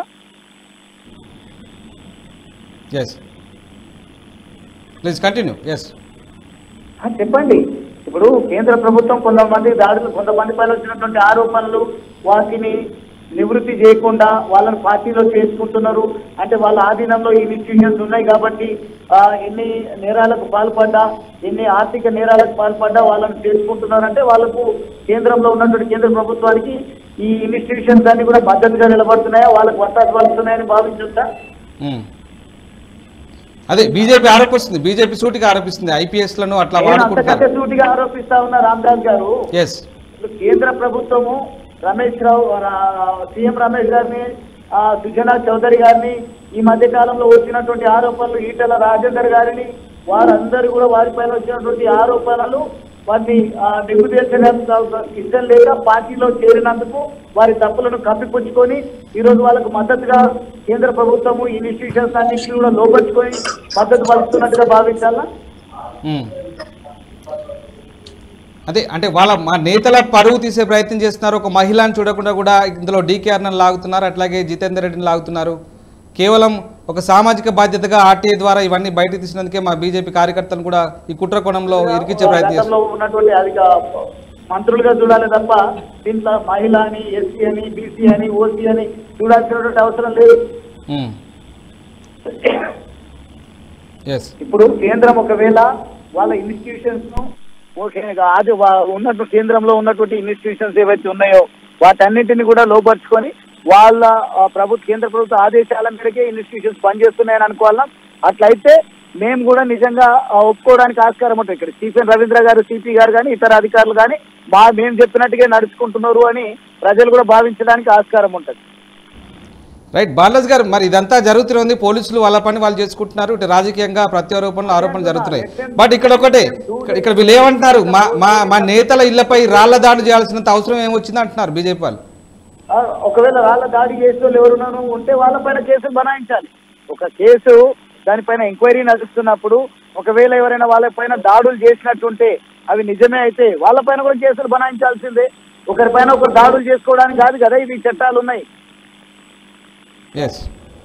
ఇప్పుడు వీళ్ళ పైన వచ్చినటువంటి ఆరోపణలను మేము మంత్రి గారు కానీ మేము కానీ కోర్టులను లేకుంటే చట్టపరంగానో వీటిని ఎదుర్కోవాలి తప్ప మేము దాడులకు పూనుకుంటామంటే తప్పే అవుతుంది.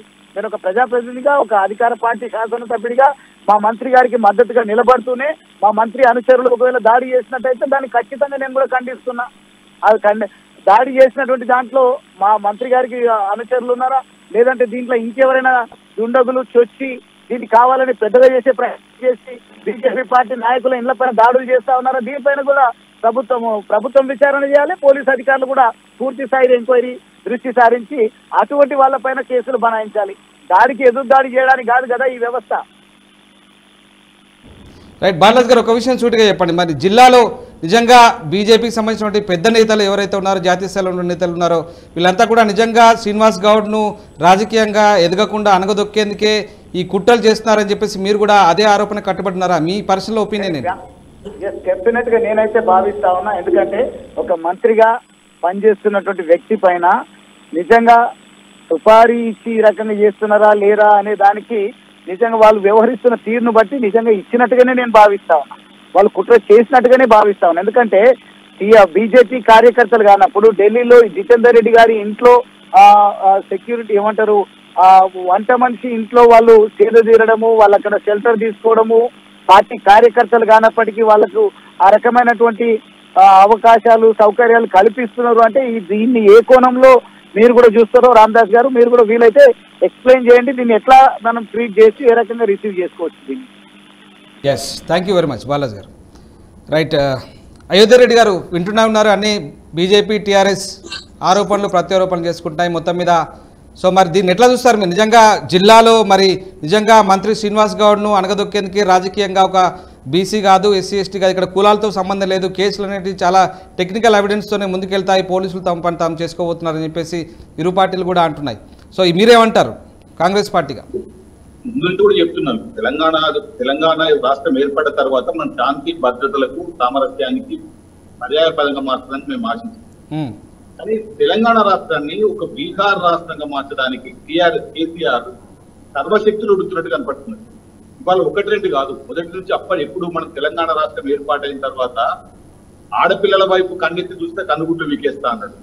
కానీ తర్వాత జరిగిన దారుణాలు ఘోరాలు చూసి ఈవెన్ ఇంతకుముందు మనం దగ్గర వచ్చిన డిస్కషన్ వచ్చింది, తెలంగాణ పోలీసుల సమర్థత.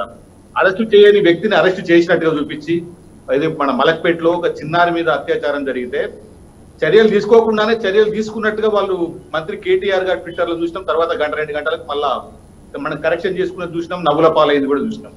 తర్వాత ఇప్పుడు కూడా డీజీపీ గారు సెలవులో ఉన్నారంటున్నారు, అనారోగ్యంతో సెలవులో అంటున్నారు, కానీ ప్రకటన వచ్చిందంటారు, ఆయనదో కాదో తెలియదు. ఈ క్రమంలో మొత్తం అధికారులు మొత్తం ఐపీఎస్లు బీహార్ అధికారులు, బీహార్ చెందిన వాళ్ళే, ఐఏఎస్లు బీహార్ చెందిన వాళ్ళే. ఇవాళ తెలంగాణలో విద్వేషాలు రెచ్చగొట్టి రాజకీయ అవసరాల రీత్యా ప్రజల మధ్యన విభజన తీసుకొచ్చి పెట్టిన ప్రశాంత్ కిషోర్ది బీహార్. ఇట్లా మొత్తం మీద బీహార్ ఫార్ములాను తెలంగాణ అమలు చేయడానికి ముఖ్యమంత్రి కేసీఆర్ గారు సర్వశక్తులు ఒడుతున్నట్టు కనపడుతున్నది. ఇవాళ నిజంగా మంత్రి గారి మీద దాడి చేయాల్సిన అవసరం వాళ్ళకు ఉందా? ఉంటే ఎందుకు వచ్చింది? ఆ సమస్యలన్నీ అదొక పార్ట్. నిజంగానే 15 కోట్లు ఖర్చు పెట్టి మంత్రి గారిని భౌతికంగా నిర్మించాల్సిన అవసరం లేదు. ఆ 15 కోట్లు కనుక ఖర్చు పెడితే ఇవాళ ఎమ్మెల్యేగానే ఆయన ఓడగొట్టగలరు. అప్పుడు ఆయన అధికారమే పోతుంది కదా. బతికున్నా కూడా ఆయన రాజకీయంగా ఆయనకి ఏ అధికారం అయితే దుర్వినియోగం చేస్తుందో అదే అధికారాన్ని అది 15 కోట్లు కొట్టే హాయిగా ఓడగొట్టుకోవచ్చు కదా వాళ్ళు. నిజంగా వాళ్ళకి అంత శక్తి సామర్థ్యాలు ఉంటే. అంటే ఇప్పుడు వీళ్ళు కూడా ఇప్పుడు ఎవరైతే ఆరోపణలు ఎదుర్కొంటున్నారో రాజకీయాల్లో ఉన్న వాళ్ళు కూడా రాజకీయాలకు కొత్త కాదు, వాళ్ళు రాజకీయంగా సుదీర్ఘంగా ఉన్నారు. మన జితేందర్ రెడ్డి గారు కానీ, డికే అర్ణ గారు కానీ, వాళ్ళు ఇట్లాంటి హింస వైపు హింస మీద వాళ్ళకి నమ్మకం ఉంది అని అనిపించదు. సరే, దాని జరిగిన ఏమున్నా కోల్పోతున్న ప్రతిష్టను వాళ్ళ అసమర్థతను టీఆర్ఎస్ కప్పిపుచ్చుకోవడానికి ఈ కథ అల్లిందా, ఇవన్నిటి మీద కూడా పూర్తిగా ఎంక్వైరీ విచారణ జరగాల్సిన అవసరం ఉంది. విచారణ అయితే పూర్తిగా ఈ పోలీసుల మీద నమ్మకం లేదు. అక్కడైనా అక్కడ రాష్ట్రంలో ఉన్న వాళ్ళు కేంద్రం మీద, కేంద్రంలో ఉన్న వాళ్ళు రాష్ట్రం మీద ఆరోపణలు చేసుకోవడం అనేది చూస్తున్నాం. కాబట్టి సిట్టింగ్ జడ్జితో విచారణ జరిపిస్తే తప్ప దీనిలో పూర్తి న్యాయాలు అలా జరిగిన వాస్తవ సంఘటనలతో బయటకు రావని కాంగ్రెస్ పార్టీ పక్షాన మేము అభిప్రాయపడుతున్నాం అన్న. Right, fine. ఇక్కడ తాడు శ్రీనివాస్ గారు, బీజేపీ కూడా అదే డిమాండ్ చేస్తుంది. అవసరమైతే ఇందాక అయోధ్య రెడ్డి గారు చెప్పినట్టుగా కూడా ఆ సిట్టింగ్ జడ్జితో విచారణ జరిపిస్తే నిజాలు బయటకు వస్తున్నాయి అంటున్నారు. అట్లాగే బీజేపీ కూడా మరోవైపు ఒక అడుగు ముందుకేసి అవసరమైతే సిబిఐ ఎంక్వైరీ వేసుకోండి, వాస్తవాలు బయటపడతాయి అంటుంది. ఇప్పుడు సిబిఐ ఎంక్వైరీ, మన పోలీస్ మీద విశ్వాసమే లేదు, ఇక్కడ చట్టాల మీద విశ్వాసం లేదనేది దుర్మార్గం. ఎందుకంటే సిబిఐ మీద కూడా ఆరోపణలు ఉన్నాయి. ఇది బీజేపీ పార్టీకి పంజరంలోని రామచిలుక. ఎవరి మీద విపక్ష పార్టీలలో ఉంటే వారి మీదకి ఉసిగొలుపుతారు. వారి అంటే రామచిలుక జోస్యం చెప్పినట్టు వారి జాతకాలు చెప్పి మళ్ళీ లోపలికి వెళ్ళిపోతారు. సో ఇట్లా మనం చూస్తూ ఉన్నాం దేశంలో సిబిఐ మీద, ఈడీ మీద కూడా ఆరోపణలు వస్తూ ఉన్నాయి. సో అందుకనే వాళ్ళు బీజేపీ వాళ్ళు అయితేనేమో కేంద్ర ప్రభుత్వ సంస్థలు సిబిఐ కావాలంటది. ఏమి ఇక్కడ పోలీస్ వారు మీకు శాంతి భద్రత కల్పించట్లేదా? మీరు ఈ రాష్ట్రంలో తిరగట్లేదా? మీరు ప్రజాస్వామ్యయుతంగా ఇక్కడ మీటింగ్లు పెట్టుకోవట్లేదా? ఇక్కడ పార్టీని నడపట్లేదా? సో పోలీస్ మీద అంత అవిశ్వాసంగా మాట్లాడితే రేపు ఎట్లా చెప్పండి? ఇది రెచ్చగొట్టే వైఖరి. వాళ్ళే కుట్రలు పన్నుతారు, వాళ్ళే కేసులలో ఇరుపుతారు, వాళ్ళే మీడియాకు వచ్చి మాట్లాడతారు. వారి ఢిల్లీలో ఉన్న క్వార్టర్స్ ని అలెజ్డ్ అక్యూజ్డ్కి షెల్టర్ ఇస్తారు.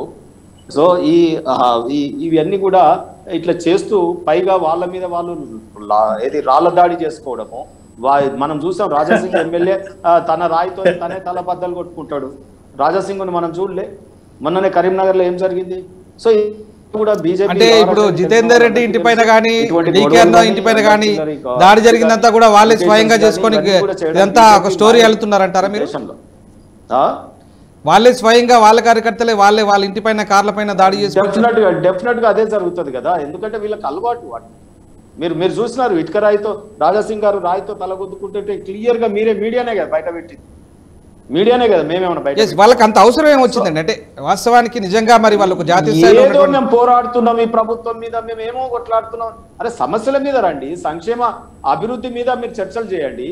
ఏ సంక్షేమ కార్యక్రమాలు ఏ రకంగా అమలు అవుతా ఉన్నా, ఇంకేం చేస్తే బాగుంటది, అభివృద్ధి ఏ రకంగా జరుగుతుంది, ఇంకెక్కడెక్కడ జరగట్లేదు అవి మన దృష్టికి తీసుకురండి. అరే ఈ రకంగా ఉండాలి రాజకీయ పార్టీని నడిపించాలంటే. కానీ ఒక గొడవ చేసుకోవడం, సోషల్ మీడియాకి ఎక్కడం, ప్రెస్ మీట్లు పెట్టడం. ఇవాళ ప్రెస్ మీట్ చూడండి, ధనాధన్ party president DK Aruna, all India vice president Jitender Reddy గారు. అవును, తప్పలేదు. వాళ్ళ పార్టీ నేతలు ఆరోపణ చేస్తుంటే వాళ్ళు చేసినారు. నిజాలు వస్తాయి, చట్టం తన పని చేసుకోబోతుంది, న్యాయ వ్యవస్థ ఉంది. ఇగో ఈ ప్యానెల్లోనే 2-3 అడ్వకేట్లు ఉన్నారు. సో ఎన్ని ఇంత వ్యవస్థలో ఉండి అంటే శ్రీనివాస్ గారు ఒక విషయం, ఇక్కడ ఎవరైనా కేసీఆర్ ను విమర్శిస్తే టీఆర్ఎస్ క్యాడర్ కదా ఊరుకోదు కదా. సో వాళ్ళ పార్టీ నాయకులు కేసులో ఇరికించే ప్రయత్నం చేసే ప్రయత్నంలో వాళ్ళు కూడా ఖచ్చితంగా రెస్పాండ్ అవ్వచ్చు. పార్టీ అధ్యక్షుడిగా ఖచ్చితంగా ఆయన బాధ్యత ఉంది కదా. ఇప్పుడు నేను పార్టీ అధ్యక్షుడిగా ఎప్పుడు రావాలండి? ఇన్వెస్టిగేషన్ కంప్లీట్ అయింది. ఏమన్నా అసలు ఇన్వెస్టిగేషన్ నడుస్తుంది. అక్యూజ్డ్ నిన్న పట్టుకొచ్చినారు, రిమాండ్లు చేస్తా ఉన్నారు, మళ్ళీ కస్టడీ అడుగుతారు. దాంట్లో కోర్టు ఉంటుంది, కోర్టు ఇన్వాల్వ్మెంట్ ఉంటుంది, న్యాయ వ్యవస్థ ఉంది కదా, కాన్స్టిట్యూషన్ ఉంది కదా. ఈ రోజు భారతదేశాన్ని పరిపాలిస్తుంది కదా. ఈ కాన్స్టిట్యూషన్ నడిపించే బాధ్యత వారి మీద కూడా ఉంది కదా. ఇవన్నీ ఇన్ని జరిగిన తర్వాత ఇట్లా ఇంత పెద్ద ఇన్వాల్వ్మెంట్ నిజంగా వారే ఒకవైపు అంటారు, మా వాళ్ళు బీదోళ్ళు వాళ్ళ దగ్గర 12 కోట్ల సుపారీ ఎట్లు ఇస్తారు అంటే మరి పెద్దోళ్ళు ఉన్నారా? పెద్ద వాళ్ళు అయితేనే 12 ఇస్తారు. మరి వాళ్ళు పెద్ద పక్షులు మీ పార్టీలో ఉన్నారా? మీ వాళ్ళే చేయిస్తున్నారా? ఇటువంటి అనుమానం రేగు. ఎందుకు ఇప్పుడే మనం ప్రెస్ మీట్లు పెట్టాలి? ఒక కేసు ఇన్వెస్టిగేషన్ నడుస్తున్నప్పుడు ఇంతకుముందు నేను సబ్జుడిస్ అవుతుందంటే అరే ఒక ఉందాగా చెప్పినాను, కేసు నడుస్తుంది, ఇన్వెస్టిగేషన్ నడుస్తుంది, మనం అనవసరమైనటువంటి కామెంట్స్ చేసి ఆ కేసుని పక్కదారి పట్టించే వ్యవహారాలు కాకపోతే ఇవేంటండి? ఇవన్నీ కూడా చేయకూడదు పనులు కదా. తెలంగాణ మంచి అభివృద్ధి పథంలో ఉంది. నిన్ననే కేంద్రం సర్టిఫికేట్ ఇచ్చింది, GSDPలో నెంబర్ 1 వచ్చినాం. ఇవాళ ఉద్యోగ కల్పనలో నెంబర్ 1 ఉన్నాం. ఇవాళ కేంద్రంలో అన్నిట్లలో ఫెయిల్యూర్ అవుతా ఉంది. ఇవాళ అన్ని అంశాలలో ఇవాళ కేంద్రంలో ఒక పెద్ద మూమెంట్ తీసుకురాబోతా ఉన్నారు కేసీఆర్ గారు ఢిల్లీలో. ఇవాళ సుబ్రహ్మణ్య స్వామి గారు, తిక్కాయత్ గారు, ఎంతమంది స్టాల్వర్స్ డిస్కస్ చేస్తా ఉన్నారు కేసీఆర్ గారితో. అది చూసి మీరు భయపడి ఈ రోజు బీజేపీ అనవసరంగా బెంబేలు ఎత్తుతున్నట్టుంది. రైట్, ఒక్క నిమిషం. రైట్ సురేష్ గారు మీరు చెప్పండి, నిజంగా వ్యవస్థలను ప్రభుత్వాలు అటు కేంద్రంలో ఉన్నటువంటి సిబిఐని కావచ్చు, ఇటు రాష్ట్రాలపై ఉసుగొల్పుతుందని చెప్పేసి టీఆర్ఎస్ కావచ్చు, మిగతా ప్రాంతీయ పార్టీలు ఆరోపిస్తున్నాయి. ఇటు బీజేపీ కూడా ఇవాళ తాజాగా ఐపీఎస్ను కార్యకర్తలాగా మార్చుకొని అక్రమ కేసులు బనాయిస్తున్నారంటే బీజేపీ కూడా ఆరోపిస్తుంది. ఇందులో వాస్తవం అయితే నిజంగా పార్టీలు ఈ అంటే జాతీయ స్థాయి సివిల్ సర్వెంట్లను కావచ్చు, తర్వాత రాష్ట్ర స్థాయిలో ఉంటే అధికారులను కావచ్చు, నిజంగా ఒక పావులుగా వాడుకుంటూ వ్యవస్థను నిర్వీర్యం చేసే ప్రయత్నం చేస్తున్నాయంటారా? అది ఒక్కొక్క పోలీస్ ఆఫీసర్ పైన బట్టి ఉంటుందండి. ఐఏఎస్ ఆఫీసర్ కానివ్వండి, ఇప్పుడు వాళ్ళు కరప్షన్గా వాళ్ళు ఉంటే వాళ్ళు డెఫినెట్గా కరప్ట్గా ఉంటారు. కొంతమంది ఐఏఎస్ ఆఫీసర్ స్ట్రైట్ ఫార్వర్డ్ ఉంటారు, వాళ్ళు క్లీన్గా ఉంటారు. కానీ నేను ఆర్గ్యూ చేసింది ఈ కేసులు ఏంటంటే, ఇక్కడ జరిగింది థాపా అని ఒక డ్రైవర్ ఉన్నాడు ఢిల్లీలో, వాళ్ళ వైఫ్ ఇప్పుడు కిడ్నాపింగ్ కేసు వేశారు హైదరాబాద్ పోలీస్ మీద. అదే పాత కేసు ఒకటి నడుస్తుంది నేను చెప్పాను దేనికన్నా ముందు కూడా, లాయర్ గారు కూడా క్లారిఫై చేశారు, ట్రాన్సిట్ రిమాండ్ తీసుకోకుండా తీసుకొచ్చారు. ఇప్పుడు థాపా వైఫ్ కిడ్నాపింగ్ చేసింది, దాంట్లో అప్పుడు ఫస్ట్ అక్యూజ్ రాబోతుంది స్టీఫెన్ రవీంద్ర. ఎందుకంటే ఈయన అక్కడి నుంచి ఈ డ్రైవర్ని తీసుకొచ్చాడు ఢిల్లీ నుంచి హైదరాబాద్కి. ఎట్లా తీసుకొచ్చారు? Without informing the local police. Delhi police statement ఇవ్వబోతున్నారు. ఢిల్లీ పోలీస్ ఇప్పుడు ఎంక్వైరీ చేస్తారు, ఎందుకంటే ఇది అంతా పరిమితి వచ్చే పార్లమెంట్ సెక్యూరిటీ కింద వస్తుంది. ఒక ఎంపీ క్వార్టర్స్ లోపల పోలీస్ వెళ్ళి ఇద్దరిని పట్టుకొని కిడ్నాప్ చేసి తీసుకొచ్చారు. వాళ్ళు అక్కడ హైడ్ చేస్తున్నారో ఏంటో మనకు తెలియదు, అది డిఫరెంట్ మ్యాటర్, నేను దానికి వెళ్ళట్లేదు ఇప్పుడు. కానీ ఒక సెక్యూరిటీ హై సెక్యూరిటీ ఏరియా ఉన్న ఎంపీస్ క్వార్టర్స్లో ఒక లోకల్ పోలీస్ వారెంట్ లేకుండా, ఓకే వారెంట్ వద్దంటారు వీళ్ళు, ఓకే వారెంట్ వద్దు, కానీ మీరు వారిని అరెస్ట్ చేసిన తర్వాత, కిడ్నాప్ చేసిన తర్వాత, డిటైన్ చేసిన తర్వాత మీరు లోకల్ కోర్టులో ప్రొడ్యూస్ చేశారా లేదా? ఎందుకంటే ఒక ఎగ్జిస్టింగ్ కేసు ఉంది. నేను అదే మళ్ళీ చెప్తున్నాను, ద్వారకా నుంచి చేసిన కిడ్నాపింగ్ కేసు ఉంది, అక్కడ ఢిల్లీ ద్వారకా అని ఉంటుంది, అక్కడి నుంచి కిడ్నాపింగ్ కేసు తెలంగాణ పోలీస్ మీద నడుస్తుంది ఆల్రెడీ. ఢిల్లీ పోలీస్ ఎంక్వైరీలో చెప్పారు వీళ్ళు మమ్మల్ని ఇన్ఫార్మ్ చేయట్లేదు, వచ్చి అట్లనే ఎత్తుకపోతున్న మనుషుల్ని ఇక్కడ నుంచి. ఇది చాలా గౌరవం. ఐ మీన్ డెఫినెట్గా ఇప్పుడు ప్రెస్ కాన్ఫరెన్స్ పెట్టారు, డీకే అరుణ అంటున్నారు, జితేందర్ రెడ్డి అంటున్నారు. స్టీఫెన్ రవీందర్ ప్రెస్ కాన్ఫరెన్స్ ఎందుకు పెట్టారండి? ఈ should just issued press note. ఎందుకంటే సుప్రీంకోర్టు గైడ్ లైన్స్ ఉంది that the accuse should not be tried guilty till they are proven guilty. వాళ్ళని మీ ప్రెస్ కాన్ఫరెన్స్ తీసుకొచ్చి వీళ్ళు తప్పు వాళ్ళ తప్పు అని చెప్పడం స్టీఫెన్ రవీంద్రది యాక్చువల్లీ ఐపీఎస్ ఆఫీసర్ ఉండి ఆయనకు ఎవరైనా లీగల్ అడ్వైస్ ఇవ్వాల్సి వచ్చింది. ఇప్పుడు under the act, under the civil service act ఆయన మీద యాక్షన్ కూడా జరగవచ్చు. ఎందుకంటే ఈ మ్యాటర్ ఇప్పుడు సెంట్రల్ గవర్నమెంట్కి వెళ్తుంది, సెంట్రల్ గవర్నమెంట్ వాళ్ళు డిస్కస్ చేస్తారు, ఢిల్లీ పోలీస్ని యాక్షన్ చేయమంటారు. ఢిల్లీ పోలీస్ ఉల్టా హైదరాబాద్ పోలీస్ మీద ఇప్పుడు సైబరాబాద్ పోలీస్ మీద కేసు వేస్తే ఇప్పుడు ఏమవుతుందండి? ఇప్పుడు అదే జరగబోతుంది. చూడండి, రేపో ఎల్లుండి లోపల ఢిల్లీలో ఒక కేసు రిజిస్టర్ అవుతుంది, ఆ కేసు సైబరాబాద్ పోలీస్ మీద రాబోతుంది, ఢిల్లీ హైకోర్టుకి వెళ్తారు, వీళ్ళిద్దరిని రిటర్న్ తీసుకురమ్మంటారు. ఇప్పుడు అన్నీ ఆ డ్రామా జరగబోయేది, మీరు ఇది రాసి పెట్టుకొని స్టాంప్ పేపర్ మీద జరగబోయేది ఇదే జరుగుతుంది. రైట్. ఎస్ అయోధ్య రెడ్డి గారు,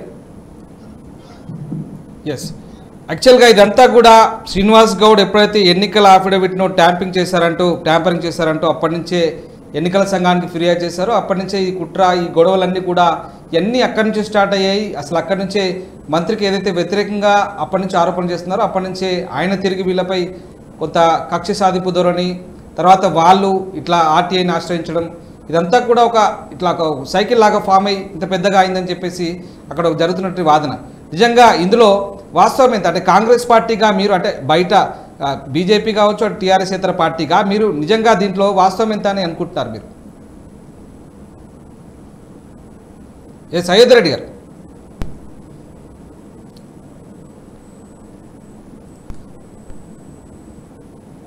ఎస్ అయోధ్య రెడ్డి గారు మ్యూట్ తీసేయండి మీరు. చెప్పండి. ఎస్ అయోధ్య రెడ్డి గారు, ఇప్పుడు ఇదంతా మినిస్టర్ ఏదైతే శ్రీనివాస్ గౌడ్ గారు ఎప్పుడైతే ఎన్నికల అఫిడవిట్లో ట్యాంపరింగ్ చేశారో అప్పటి నుంచే ఇదంతా కూడా ఈ కేసులన్నీ కూడా ఒకదాని మీద ఒకటి అల్లుకొని పోతున్నాయని చెప్పేసి ఒక వాదన వినిపిస్తున్న నేపథ్యంలో నిజంగా ఇటు కాంగ్రెస్, ఇప్పుడు బీజేపీ ఇతర, ఇటు టీఆర్ఎస్ ఇతర పార్టీగా మీరు ఎట్లా స్పందిస్తారు? నిజంగా అప్పటి నుంచి ఇదంతా మొదలైందంటారా, లేకుంటే ఇదంతా ఓన్లీ జస్ట్ పొలిటికల్గా ఇదంతా ఒకరిపై ఒకరు చేసుకుంటున్నటువంటి ఈ ఎపిసోడ్లో పార్ట్ ఆఫ్ గేమ్ అంటున్నారా? ఏమంటారు, మీరేమంటారు? అదే అన్న, ఈ మొత్తం ఈ పోలీసుల కథనం కానీ తర్వాత జరుగుతున్న పరిణామాలన్నీ కానీ ఫిషింగ్ ఉన్నాయి. మనం ఎక్కడ ఒకదానికి పెట్టి పొంతన లేకుంటున్నాయి. ఇవాళ మంత్రి గారి మీద నిజంగానే ఇప్పుడు అఫిడవిట్ హైకోర్టులో ఉంది, అది వాస్తవం. ఇప్పుడు హైకోర్టులో కేసు ఉంది, అఫిడవిట్ లో తప్పులు ఉన్నాయని, తర్వాత పలు రకాల ఆరోపణలు ఉన్నాయి. ఇప్పుడు ఏమంటది, ఇప్పుడు మహబూబ్ నగర్ లో ఉన్న క్రైమ్స్ చేస్తున్న వాళ్ళందరికీ కూడా మంత్రి గారి కథనంలో ఉన్నాయని మన స్థానికంగా వస్తున్న ఆరోపణలు కథనాలు వింటున్నాం మనం. తర్వాత ఇవాళ వాళ్ళ మీదనే, మంత్రి గారి మీదనే ఇవాళ అఫిడవిట్ మీద హైకోర్టులో కేసు వేసింది మార్కెట్ కమిటీ చైర్మన్ కూడా అమరేందర్ రాజు గారని. తర్వాత ఇవన్నీ అంశాల్లో కూడా ఇప్పుడు ఎక్కడ కూడా పోలీసులు చెప్పే కథనంలో కూడా 23 తారీఖు నాడు అరెస్ట్ చేసిండ్రు, 25 నాడు నాగరాజ్ అనే వ్యక్తి ఇద్దరు సుపారీ ఎవరికైతే ఇచ్చారో ఇద్దరు నాయకుల మీద వాళ్ళు అటెంప్ట్ మర్డర్ చేసిరని, ఇవన్నీ కూడా ఒకదానికొకటి పొంతన లేకుండా లేకపోతే అనుమానాలు కలిగించే విధంగా ఉన్నాయి. ఏది కూడా తర్వాత టిఆర్ఎస్ గవర్నమెంట్ మీద నిజంగానే ఒప్పుకోకపోయినా ఎక్కడికక్కడ టిఆర్ఎస్ అనేది ప్రజల ఆదరణ కోల్పోయింది. ఈ క్రమంలో ప్రజల దృష్టి మళ్లించడానికి జరుగుతున్న ఎత్తుగడ, ఇవన్నిటి మీద సమగ్ర విచారణ జరగాలంటే ఇక్కడ కేంద్రం ఇంతకుముందే మన శ్రీరన్న మాటలు ఏమన్నాడు, సిబిఐ మీద కూడా ఆరోపణలు ఉన్నాయి అన్నాడు. అంటే సిబిఐ కేంద్రంలో పనిచేస్తుంది, రాష్ట్రంలో ఉన్న పోలీసులు వాళ్ళు పనిచేసుకున్నామని డైరెక్ట్ గా అధికారంలో ఉన్న తాడూరు శ్రీరన్న ఇప్పుడు మనం ఓపెన్ గా చెప్పినట్టు. అంటే సిబిఐ బీజేపీ వాడుకుంటుంది, రాష్ట్ర పోలీసులు మేము వాడుకుంటున్నాం. ఇవన్నీ కూడా నిజ నిర్ధారణ కంప్లీట్ ఎంత జరిగింది ఏంటి, వాస్తవం ఏంటి, ప్రజలకు సంపూర్ణంగా తెలియాలంటే సిట్టింగ్ జడ్జి తోటి విచారణ జరిగి దొంగలు ఎవరు, దోషులు ఎవరు, ఇలా నిజంగా తప్పు జరిగింది ఎక్కడ, ఇట్లాంటి బీహార్ ఫార్ములా తెలంగాణలో అమలు చేయడానికి లేకపోతే అమలు కావడానికి తెలుస్తున్న కారణాలు ఏంటి, ప్రజలకు సంపూర్ణంగా తెలియజెప్పాల్సిన బాధ్యత ప్రభుత్వాల మీద ఉంది. కానీ ప్రభుత్వాలే ఇప్పుడు ఒక వైపు తీసుకొని హింసను ప్రోత్సహించే విధంగా, హింసకు పాల్పడే విధంగా జరుగుతున్నాయంటే ఇవన్నీ కూడా నిజంగా ప్రజాస్వామ్యం తెలంగాణ ఎటు తీసుకుపోతున్నామనే ఆందోళన కలుగుతున్నది. వెంటనే దీని మీద సంపూర్ణంగా సిట్టింగ్ జడ్జి తోటి న్యాయ విచారణ జరగాలని కాంగ్రెస్ పార్టీ పక్షాన మేము డిమాండ్ చేస్తున్నామన్నా. Yes right. చివరిగా గోపాల్ శర్మ గారు, లీగల్గా కేసు ఎటు దారి ఇవ్వబోతుంది? నిజంగా ఇటు తెలంగాణ పోలీసు వైపు నుంచి చెప్తున్న కోణంలో ఆలోచిద్దాం, అట్లాగే ఢిల్లీ పోలీసుల కోణంలో కొన్ని కిడ్నాప్ కేసుల కోణంలో ఆలోచిద్దాం. కేసు ఎటు దారి ఇవ్వబోతుంది అంటారు? ఒక లీగల్ అడ్వైజర్గా మీ యాంగిల్లో ఎట్లా ఆలోచిస్తారు? ఇది ఏ విధంగా కేసు వెళ్ళబోతుంది అంటారు? యాక్చువల్గా ఇప్పుడు ఇంతకుముందు అయోధ్యారెడ్డి గారు చెప్పినట్టు in fact my opinion also same. Because అక్కడ బీజేపీ వాళ్ళేమో టీఆర్ఎస్ పోలీసులు అధికార పార్టీకి వత్తాసు పలుకుతున్నారని వాళ్ళు అలిగేషన్ చేస్తున్నారు. At the same time TRS వాళ్ళు ఏమంటున్నారు, సిబిఐ కానీ ఈడీ కానీ అంతా కేంద్ర ప్రభుత్వం చేతుల్లో ఉంటుంది, అనేక సందర్భాల్లో అనేక రాష్ట్రాలలో వాళ్ళు ఈడీని సిబిఐని ప్రయోగించారు కాబట్టి వాళ్ళ మీద మాకు నమ్మకం లేదని టీఆర్ఎస్ వాళ్ళు అంటారు. ఇక్కడ ఏమవుతుంది, అలిగేషన్ కౌంటర్ అలిగేషన్. సో ఈ రెండు కూడా కావదని అంటే ఇప్పుడు అయోధ్యారెడ్డి గారు చెప్పినట్టు సిట్టింగ్ జడ్జితో విచారణ చేయాలా, నిష్పక్షపాతంగా ఉంటుంది ఫస్ట్ పాయింట్. బట్ అంత ఈజీ కాదు అది. సిట్టింగ్ జడ్జితోని విచారణ చేయాలంటే దానికి ఒక పెద్ద తతంగం ఉంటుంది. చీఫ్ జస్టిస్ గారికి రాయాలా, ఫ్యాక్ట్స్ అన్ని చెప్పాలా, చీఫ్ జస్టిస్ గారు ఒప్పుకోవాలి, దాని ఒక కమిటీ ఉంటుంది, కమిటీ ముందరికి పోతుంది, చర్చించాలా. అప్పుడు సిట్టింగ్ జడ్జికి ఒక 3 నెలలు టైం ఏదో 90 days పెడతారు దీని మీద. మరి 90 days దాకా ఆ జడ్జి గారు వేరే పని చేయకుండా ఉంటాడా? సో అంత ఈజీ కాదు సిట్టింగ్ జడ్జి మీద పెట్టేసి ఆయన విచారణ జరపాలంటే దానికి ఒక తతంగం ఉంటుంది, దానికి ఒక ఆఫీస్ పెట్టాలా, దానికి ఒక సెక్యూరిటీ ఇవ్వాలా, మళ్ళీ సెపరేట్ ఒక సెక్రటేరియట్ ఇవ్వాలి, ఇవన్నీ ఉంటాయి. బట్ హవెవర్ నిజాలు బయట రావాలంటే మటుకు ఖచ్చితంగా నిష్పక్షపాతంగా వీటన్నిటి మీద, ఎందుకంటే అలిగేషన్ కౌంటర్ అలిగేషన్స్ ఉన్నాయి కాబట్టి ఖచ్చితంగా రిటైర్డ్ జడ్జి, అట్లీస్ట్ ఒక రిటైర్డ్ జడ్జి నిష్పక్షపాతంగా ఉన్న తెలంగాణ జడ్జి గారితోనే ఒక ఎంక్వైరీ కమిటీ వేస్తే తప్ప ఇవన్నీ కూడా బయటకు రావు. ఎందుకంటే ఎవరు అవునన్నా కాదన్నా, నేను 42 ఏళ్ళ నుంచి ప్రాక్టీస్లో ఉన్నా, క్రిమినల్ ప్రాక్టీస్లోనే ఉన్నా. ఎవరు అధికారంలో ఉంటే వాళ్ళ దిక్కు పోలీసు వాళ్ళకి తప్పదు అది. ఎందుకంటే వాళ్ళ పోలీస్ బాసులు ఆ విధంగా మైండ్ ట్యూన్ చేస్తారు. ఇప్పుడు అది డిబేటబుల్ క్వశ్చన్ కూడా కాదు ఇక్కడ. ఎందుకంటే నేను రోజు చూస్తుంటా క్రిమినల్ కేసులు. చెప్పాలంటే భారతం అంటూ ఉంటుంది. పోలీసు వాళ్ళు చేసే తప్పులు నా 40 ఏళ్ల ప్రాక్టీస్లో 100 చూసిన. బట్ ఎవరు అవునన్నా కాదన్నా ఖచ్చితంగా టీఆర్ఎస్ రూలింగ్ పార్టీ వైపే ఉంటారండి. అది నిర్వివాదాంశమైన అంశం అది. కాబట్టి ఒక అట్లీస్ట్ రిటైర్డ్ జడ్జి గారితో నిష్పక్షపాతంగా అన్ని నిజాలు బయటకు రావాలంటే రిటైర్డ్ జడ్జి గారితో ఎంక్వైరీ చేస్తే తప్ప నిజాలు బయటకు రావు, నిజమైన దోషులకు శిక్ష పడదు. Yes right. ఎస్ వెంకట్రావు గారు, ప్రో బీజేపీగా మీరేం చెప్తారు? నిజంగా ఆ బీజేపీ నేతలపై వచ్చిన ఆరోపణలు ఇప్పుడు ఏదైతే పోలీసులు ఇటు దీంట్లో చెప్తా ఉన్నారో అట్లాగే టీఆర్ఎస్ పార్టీ కూడా చేసినట్టు ఆరోపణలు, నిజంగా బీజేపీ నేతలపై పడ్డ ఈ బురదను ఖచ్చితంగా వాళ్ళు దీనికి పూర్తిగా సహకరించి ఈ బురదను తుడిపేసుకునే ప్రయత్నం చేస్తారా? నిజంగా విచారణలన్నీ కూడా ఎదుర్కొని బీజేపీ పార్టీ తన నిజాయితీని నిరూపించుకునే ప్రయత్నం చేస్తుందంటారా? నిజంగా మీరేమంటారు ప్రో బీజేపీ అనాలిసిస్ట్గా? జితేందర్ రెడ్డి ఆయన 2014 నుంచి 19 వరకు టిఆర్ఎస్ పార్టీ లోక్సభ సభ్యుడు. ఎస్, ఆయనకి కాంగ్రెస్ పార్టీలో సంబంధాలు ఉన్నాయి, టిఆర్ఎస్ లో ఉన్నాయి, బీజేపీలో ఉన్నాయి, అన్ని పార్టీల్లో ఉన్నాయి, తెలుగుదేశంలో కూడా ఉన్నాడు ఆయన. ఎస్, కనుక రాజకీయ నాయకులు గతంలో లాగా మడిగట్టుకుని ఎవరు ఉండరు. ఈ రోజు అన్ని పార్టీల వాళ్ళకి అందరితో సంబంధాలు ఉంటాయి, మాట్లాడతారు, శుభ అశుభ కార్యక్రమాలకు వాటేసుకుంటారు కూడా. మొన్న ఈటెల రాజేందర్ని కేకే గారు ఒక పెళ్లి సందర్భానికి వెళ్తే వాళ్ళిద్దరు వాటేసుకోలేదా? కనుక జితేందర్ రెడ్డికి ఆయనకి అన్ని పార్టీల వాళ్ళు ఢిల్లీ వెళ్ళినప్పుడు ఆయన్ని అన్న మేము మీ దగ్గర ఉంటామంటే అంటాడు. అందుచేత ఈ రోజు ఎవరు కూడా పార్టీకి కట్టుబడి ఉండేవాళ్ళు ఎవరూ లేరు. కనుక దాన్ని అంశంగా తీసుకోకూడదు. ఇది 2017లో టిఆర్ఎస్ పార్టీలో ఇప్పుడు ఆయన రాఘవేందర్ రాజు అనే ఆయన ఎవరు, టిఆర్ఎస్ మార్కెట్ యార్డ్ చైర్మన్. తర్వాత ఇతను మున్నూరు రవి అనే అతను ఎవరు, అతను మొదల నుంచి కూడా టిఆర్ఎస్ ఉద్యమంలో పాల్గొన్న యువనేత, ఆయన కూడా టిఆర్ఎస్ నాయకుడే.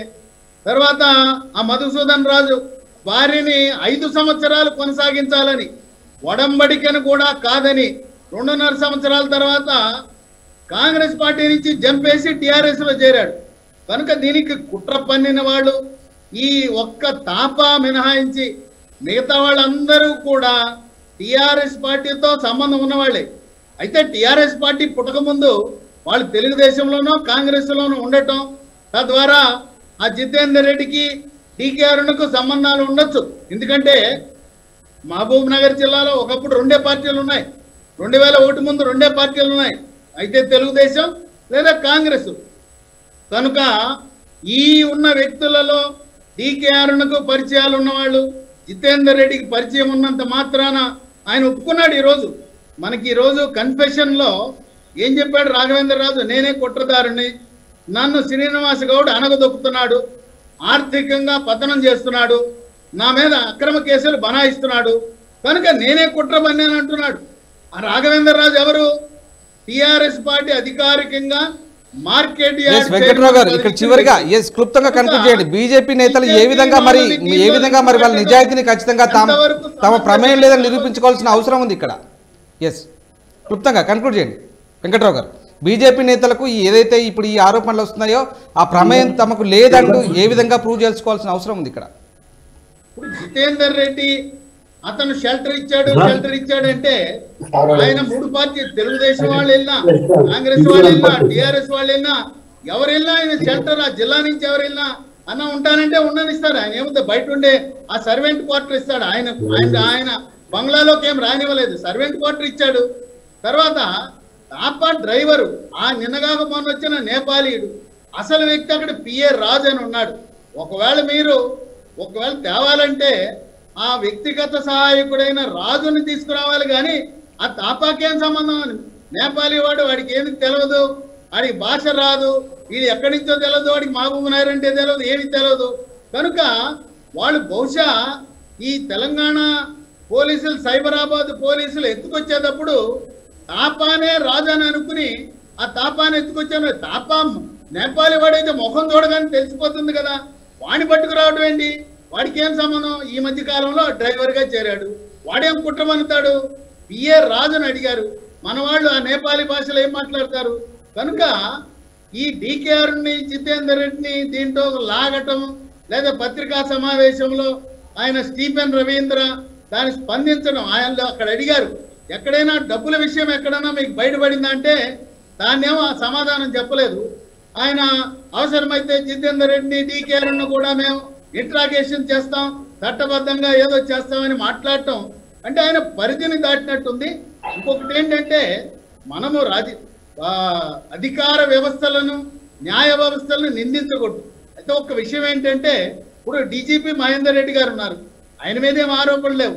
ఇప్పుడు ప్రస్తుతం ఉన్న స్టీఫెన్ రవీంద్ర ఆంధ్రప్రదేశ్ ఉమ్మడి రాష్ట్రంగా ఉన్నప్పుడు ఆయన మీద కొన్ని ప్రత్యేకమైన ఆరోపణలు ఉన్నాయి, అంతవరకే. ఐపీఎస్ అధికారులను మనం నమ్మకపోతే, న్యాయ వ్యవస్థను నమ్మకపోతే మనం భారతదేశంలో నివసించే పరిస్థితే ఉండదు. మరి న్యాయ విచారణ జరగాలి అంటే ఈ సందర్భంగా మీరు అన్నారు కాబట్టి లేదు, జిల్లా జడ్జి స్థాయి ఆయన కూడా నియమించవచ్చు. హైకోర్టు జడ్జి అవసరం లేదు. హైకోర్టు రిటైర్డ్ జడ్జి కావచ్చు, లేదు అదనపు జిల్లా జడ్జిలు ఉంటారు, కొంతమంది జిల్లా జడ్జి స్థాయి వాళ్ళు కూడా న్యాయ విచారణ జరపడం. అదే టీకే అరుణ్ కూడా చెప్పింది, మేము న్యాయ విచారణకు కూడా సిద్ధమే. మేము సిబిఐ ఒకవేళ ఇది బీజేపీకి అనుకూలంగా ప్రవర్తిస్తారంటే నిష్పక్షపాతంగా న్యాయ విచారణ జరపమన్నారు. ఒక మంత్రి మీద కుట్ర జరిగింది కనుక హైకోర్టు కూడా న్యాయ విచారణ జరపడానికి అంగీకరించే అవకాశం ఉంది కనుక ఇక్కడున్న వక్తలు కూడా అందరూ కూడా ఏకాభిప్రాయానికి వచ్చారు. ఇది న్యాయ విచారణే ఉన్న మార్గాలలో అత్యున్నత మార్గం అని కనుక నేను కూడా న్యాయ విచారణ జరిపించడమే అది మధ్య మార్గంగా అందరికీ నిజాలు బయటపడతాయని భావిస్తున్నాను. శ్రీనివాస్ గారు ఇప్పుడు ఒకటి ఇక్కడ ఎవరు మాట్లాడినా వారికి వెస్టెడ్ ఇంట్రెస్ట్ ఉన్నట్టుగా మాట్లాడుతా ఉన్నారు. న్యూట్రాలిటీ లేదు. ఈ వ్యవస్థల్ని నమ్మాల్సినటువంటి అవసరం ఉంది. ఒకవేళ పోలీసులు తప్పు చేస్తే ఇమీడియట్ గా న్యాయ వ్యవస్థ ఉంది, ఆ న్యాయ వ్యవస్థలోనే కొట్లాడేందుకు ఇక్కడ మాట్లాడుతున్న లాయర్లు కూడా ఉన్నారు. వారు my friend council also a criminal lawyer, కాబట్టి డెఫినెట్ గా ఇటువంటి వాటి మీద రేపు వారు పోతారు. న్యాయ వ్యవస్థల మీద నమ్మకం లేకుండా, ఇక్కడ ప్రభుత్వం మీద నమ్మకం లేకుండా, ఇక్కడ పోలీస్ మీద నమ్మకం లేకుండా ప్రజల్ని తప్పుదారి పట్టించే విధంగా ముక్తలు మాట్లాడితే అది వారికే విజ్ఞతగా వదిలేస్తాను. రెండోది ఏంటంటే ఇక్కడ చట్టం తన పని తాను చేసుకుపోతుంది. ఎంతటి వారి దీంట్లో ఉన్నా చాలా సీరియస్ అలిగేషన్స్ దీంట్లోనే స్వయాన ఒక క్యాబినెట్ మంత్రి మీద కుట్ర జరిగింది కాబట్టి ఈ కేసుని చాలా పటిష్టంగా ఎంక్వైరీ జరుగుతుంది. ఇన్వెస్టిగేషన్ కంప్లీట్ అయిన తర్వాత మళ్ళీ మాట్లాడదాం. ఇవాళ భారత్ టుడే తెచ్చిన రామచిలకల్లాగా మాట్లాడకండి అని చెప్తున్నాను నేను భక్తులకు. శ్రీనివాస్ గారు చివరిగా ఒక నిమిషం చెప్పండి. దీనిపై సీఎం కూడా స్పందించాలంటూ బండి సంజయ్ ఒక స్టేట్మెంట్. బండి సంజయ్ గారికి సీఎం గారికి పోలికింది. సీఎం గారు ఇలా దేశంలో ప్రత్యామ్నాయ వ్యవస్థను సృష్టించడానికి అక్కడ మంచి స్టాల్వార్డ్ రాజకీయ నాయకులు సుబ్రహ్మణ్యం గారితో రైతాంగ పోరాటంతో సాక్షాత్ ప్రధానమంత్రిని సారీ చెప్పేలా చట్టాన్ని వెనుకకు తీసుకునేలా చేసినటువంటి తికాయత్ గారితో చర్చలు జరుగుతూ ఉన్నాయి. ఇవాళ దేశవ్యాప్తంగా జరుగుతున్నటువంటి ప్రజలు ఎదుర్కొంటున్నటువంటి సమస్యల మీద వారు అక్కడ బిజీగా ఉంటే ఈ చిల్లర మల్లర ఏవో తప్పులు చేసి అనవసరంగా కేసులను ఇరికి ఈ కేసులను ముఖ్యమంత్రి గారు మాట్లాడమనడం బండి సంజయ్ గారు ఆయన క్యాబినెట్ లో వ్యక్తి జాతీయ పార్టీల నేతలు ఇరికించే ప్రయత్నం చేస్తున్నారు. ఇక్కడ ఇది రెండు పార్టీల మధ్య వెళ్లే ఇష్యూగా మారుతుంది కాబట్టి సీఎం కూడా రియాక్ట్ అవ్వాలంటున్నారు ఆయన. ఇది రెండు పార్టీల విషయమే అయితే రాజకీయాలు మాట్లాడాల్సి వస్తే నేను క్లియర్ కట్ గా చెప్పినాను. అక్కడ మా ఫ్రెండ్ కౌన్సిల్ ఒకరు ఉన్నారు కదా, అడ్వకేట్ గారిని చెప్పమానండి. ఒకవేళ ఈ అక్యూజ్డ్ వీళ్ళు నేరం ఆరోపింపబడిన వారికి షెల్టర్ ఇస్తే అది నిజంగా బండి సంజయ్ గారి పేరు మీద ఉంటే లేదా జితేందర్ రెడ్డి గారే షెల్టర్ ఇస్తే వారి మీద 107 కానీ 201 కానీ 212 కానీ అట్రాక్ట్ అవుతుందా కాదా, ఒకవేళ క్రిమినల్ అఫెండర్స్ కి హార్బర్ చేస్తే అవుతాయా లేదా వారినే చెప్పానండి. ఇది సీసీ కెమెరాలోనే చిక్కినారు కదా, వారి క్వార్టర్స్ లో దొరికినారని అందరు చెప్తా ఉన్నారు. ఎస్ నా క్వార్టర్ లోనే నేను షెల్టర్ ఇచ్చినానని వారు ఒప్పుకున్నారు. ఈ అడ్మిటెడ్ ఫ్యాక్ట్ కి ఇంకా చర్చలు ఎందుకు? సరే నేనేమంటున్నా అంటే ఇవన్నీ సెక్షన్లు లేదా చట్టము ఇవన్నీ ఇన్వెస్టిగేషన్ ఇవన్నీ పూర్తవుతాయి. Let us wait. ఎందుకు ఇప్పుడే మనం ఇంటర్ప్రిటేషన్ చేయడం, ఇప్పుడే తప్పును ఆపాదించడం? చక్కగా పనిచేసి అభివృద్ధి జరుగుతున్నది. పోలీసు వారి సహకారం శాంతి భద్రత లోపించకుండా చూస్తా ఉన్నారు. వారి మనోధైర్యాన్ని మనోనిబ్బరాన్ని దెబ్బతీసే విధంగా వారు చేసేటటువంటి ఇప్పుడు ఏదైతే ఇన్వెస్టిగేషన్ ఉందో దాన్ని తప్పుదారి పట్టించే విధంగా ఈ ప్రెస్ మీట్లు అవసరమా? నిజంగా వారికి అవసరమే అవుతుంది అంటే ఈ ప్రెస్ మీట్లు వారు ఏదో తప్పు చేసినట్టే ఉంది. తప్పకుండా నిజంగా కూడా దీంట్లో ఏదో బండి సంజయ్ గారు ఇప్పుడు ప్రెస్ మీట్ బండి సంజయ్ గారు జితేందర్ రెడ్డి అరుణ గారు అలిగేషన్స్ కూడా వారి మీదనే వస్తున్నాయి. అదే నిజమైతే ఖతం, ఇక వారి కేల్ ఖతం. ఇక్కడ బీజేపీ పార్టీ నిజంగా కూడా ఇటువంటి రాజకీయాలు హత్యా రాజకీయాలు ప్రేరేపిస్తే మాత్రం ఇది చాలా తీవ్రమైన చర్య. తెలంగాణ చాలా మంచి ప్రేమపూరితమైనటువంటి ప్రాంతం. ఇవాళ అంత పెద్ద ఉద్యమంలోనే మేము నేరాలు చేయలేదు. అంత పెద్ద ఉద్యమం తెలంగాణ ఉద్యమం అహింసాయుతంగా జరిగింది. గాంధీజీ గారి ఆశయాలను నెరవేర్చే విధంగా జరిగింది. ఇవాళ ఒక ప్రాంతం పోరాటంలో అంత గొప్పగా వ్యవహరించినటువంటి టీఆర్ఎస్ పార్టీ వారి నాయకులు అధినేత అహింసావాది కేసీఆర్ గారు ఉండగా ఇటువంటి ఈ రాష్ట్రంలో ఇటువంటి ఆటలు చెల్తాయా?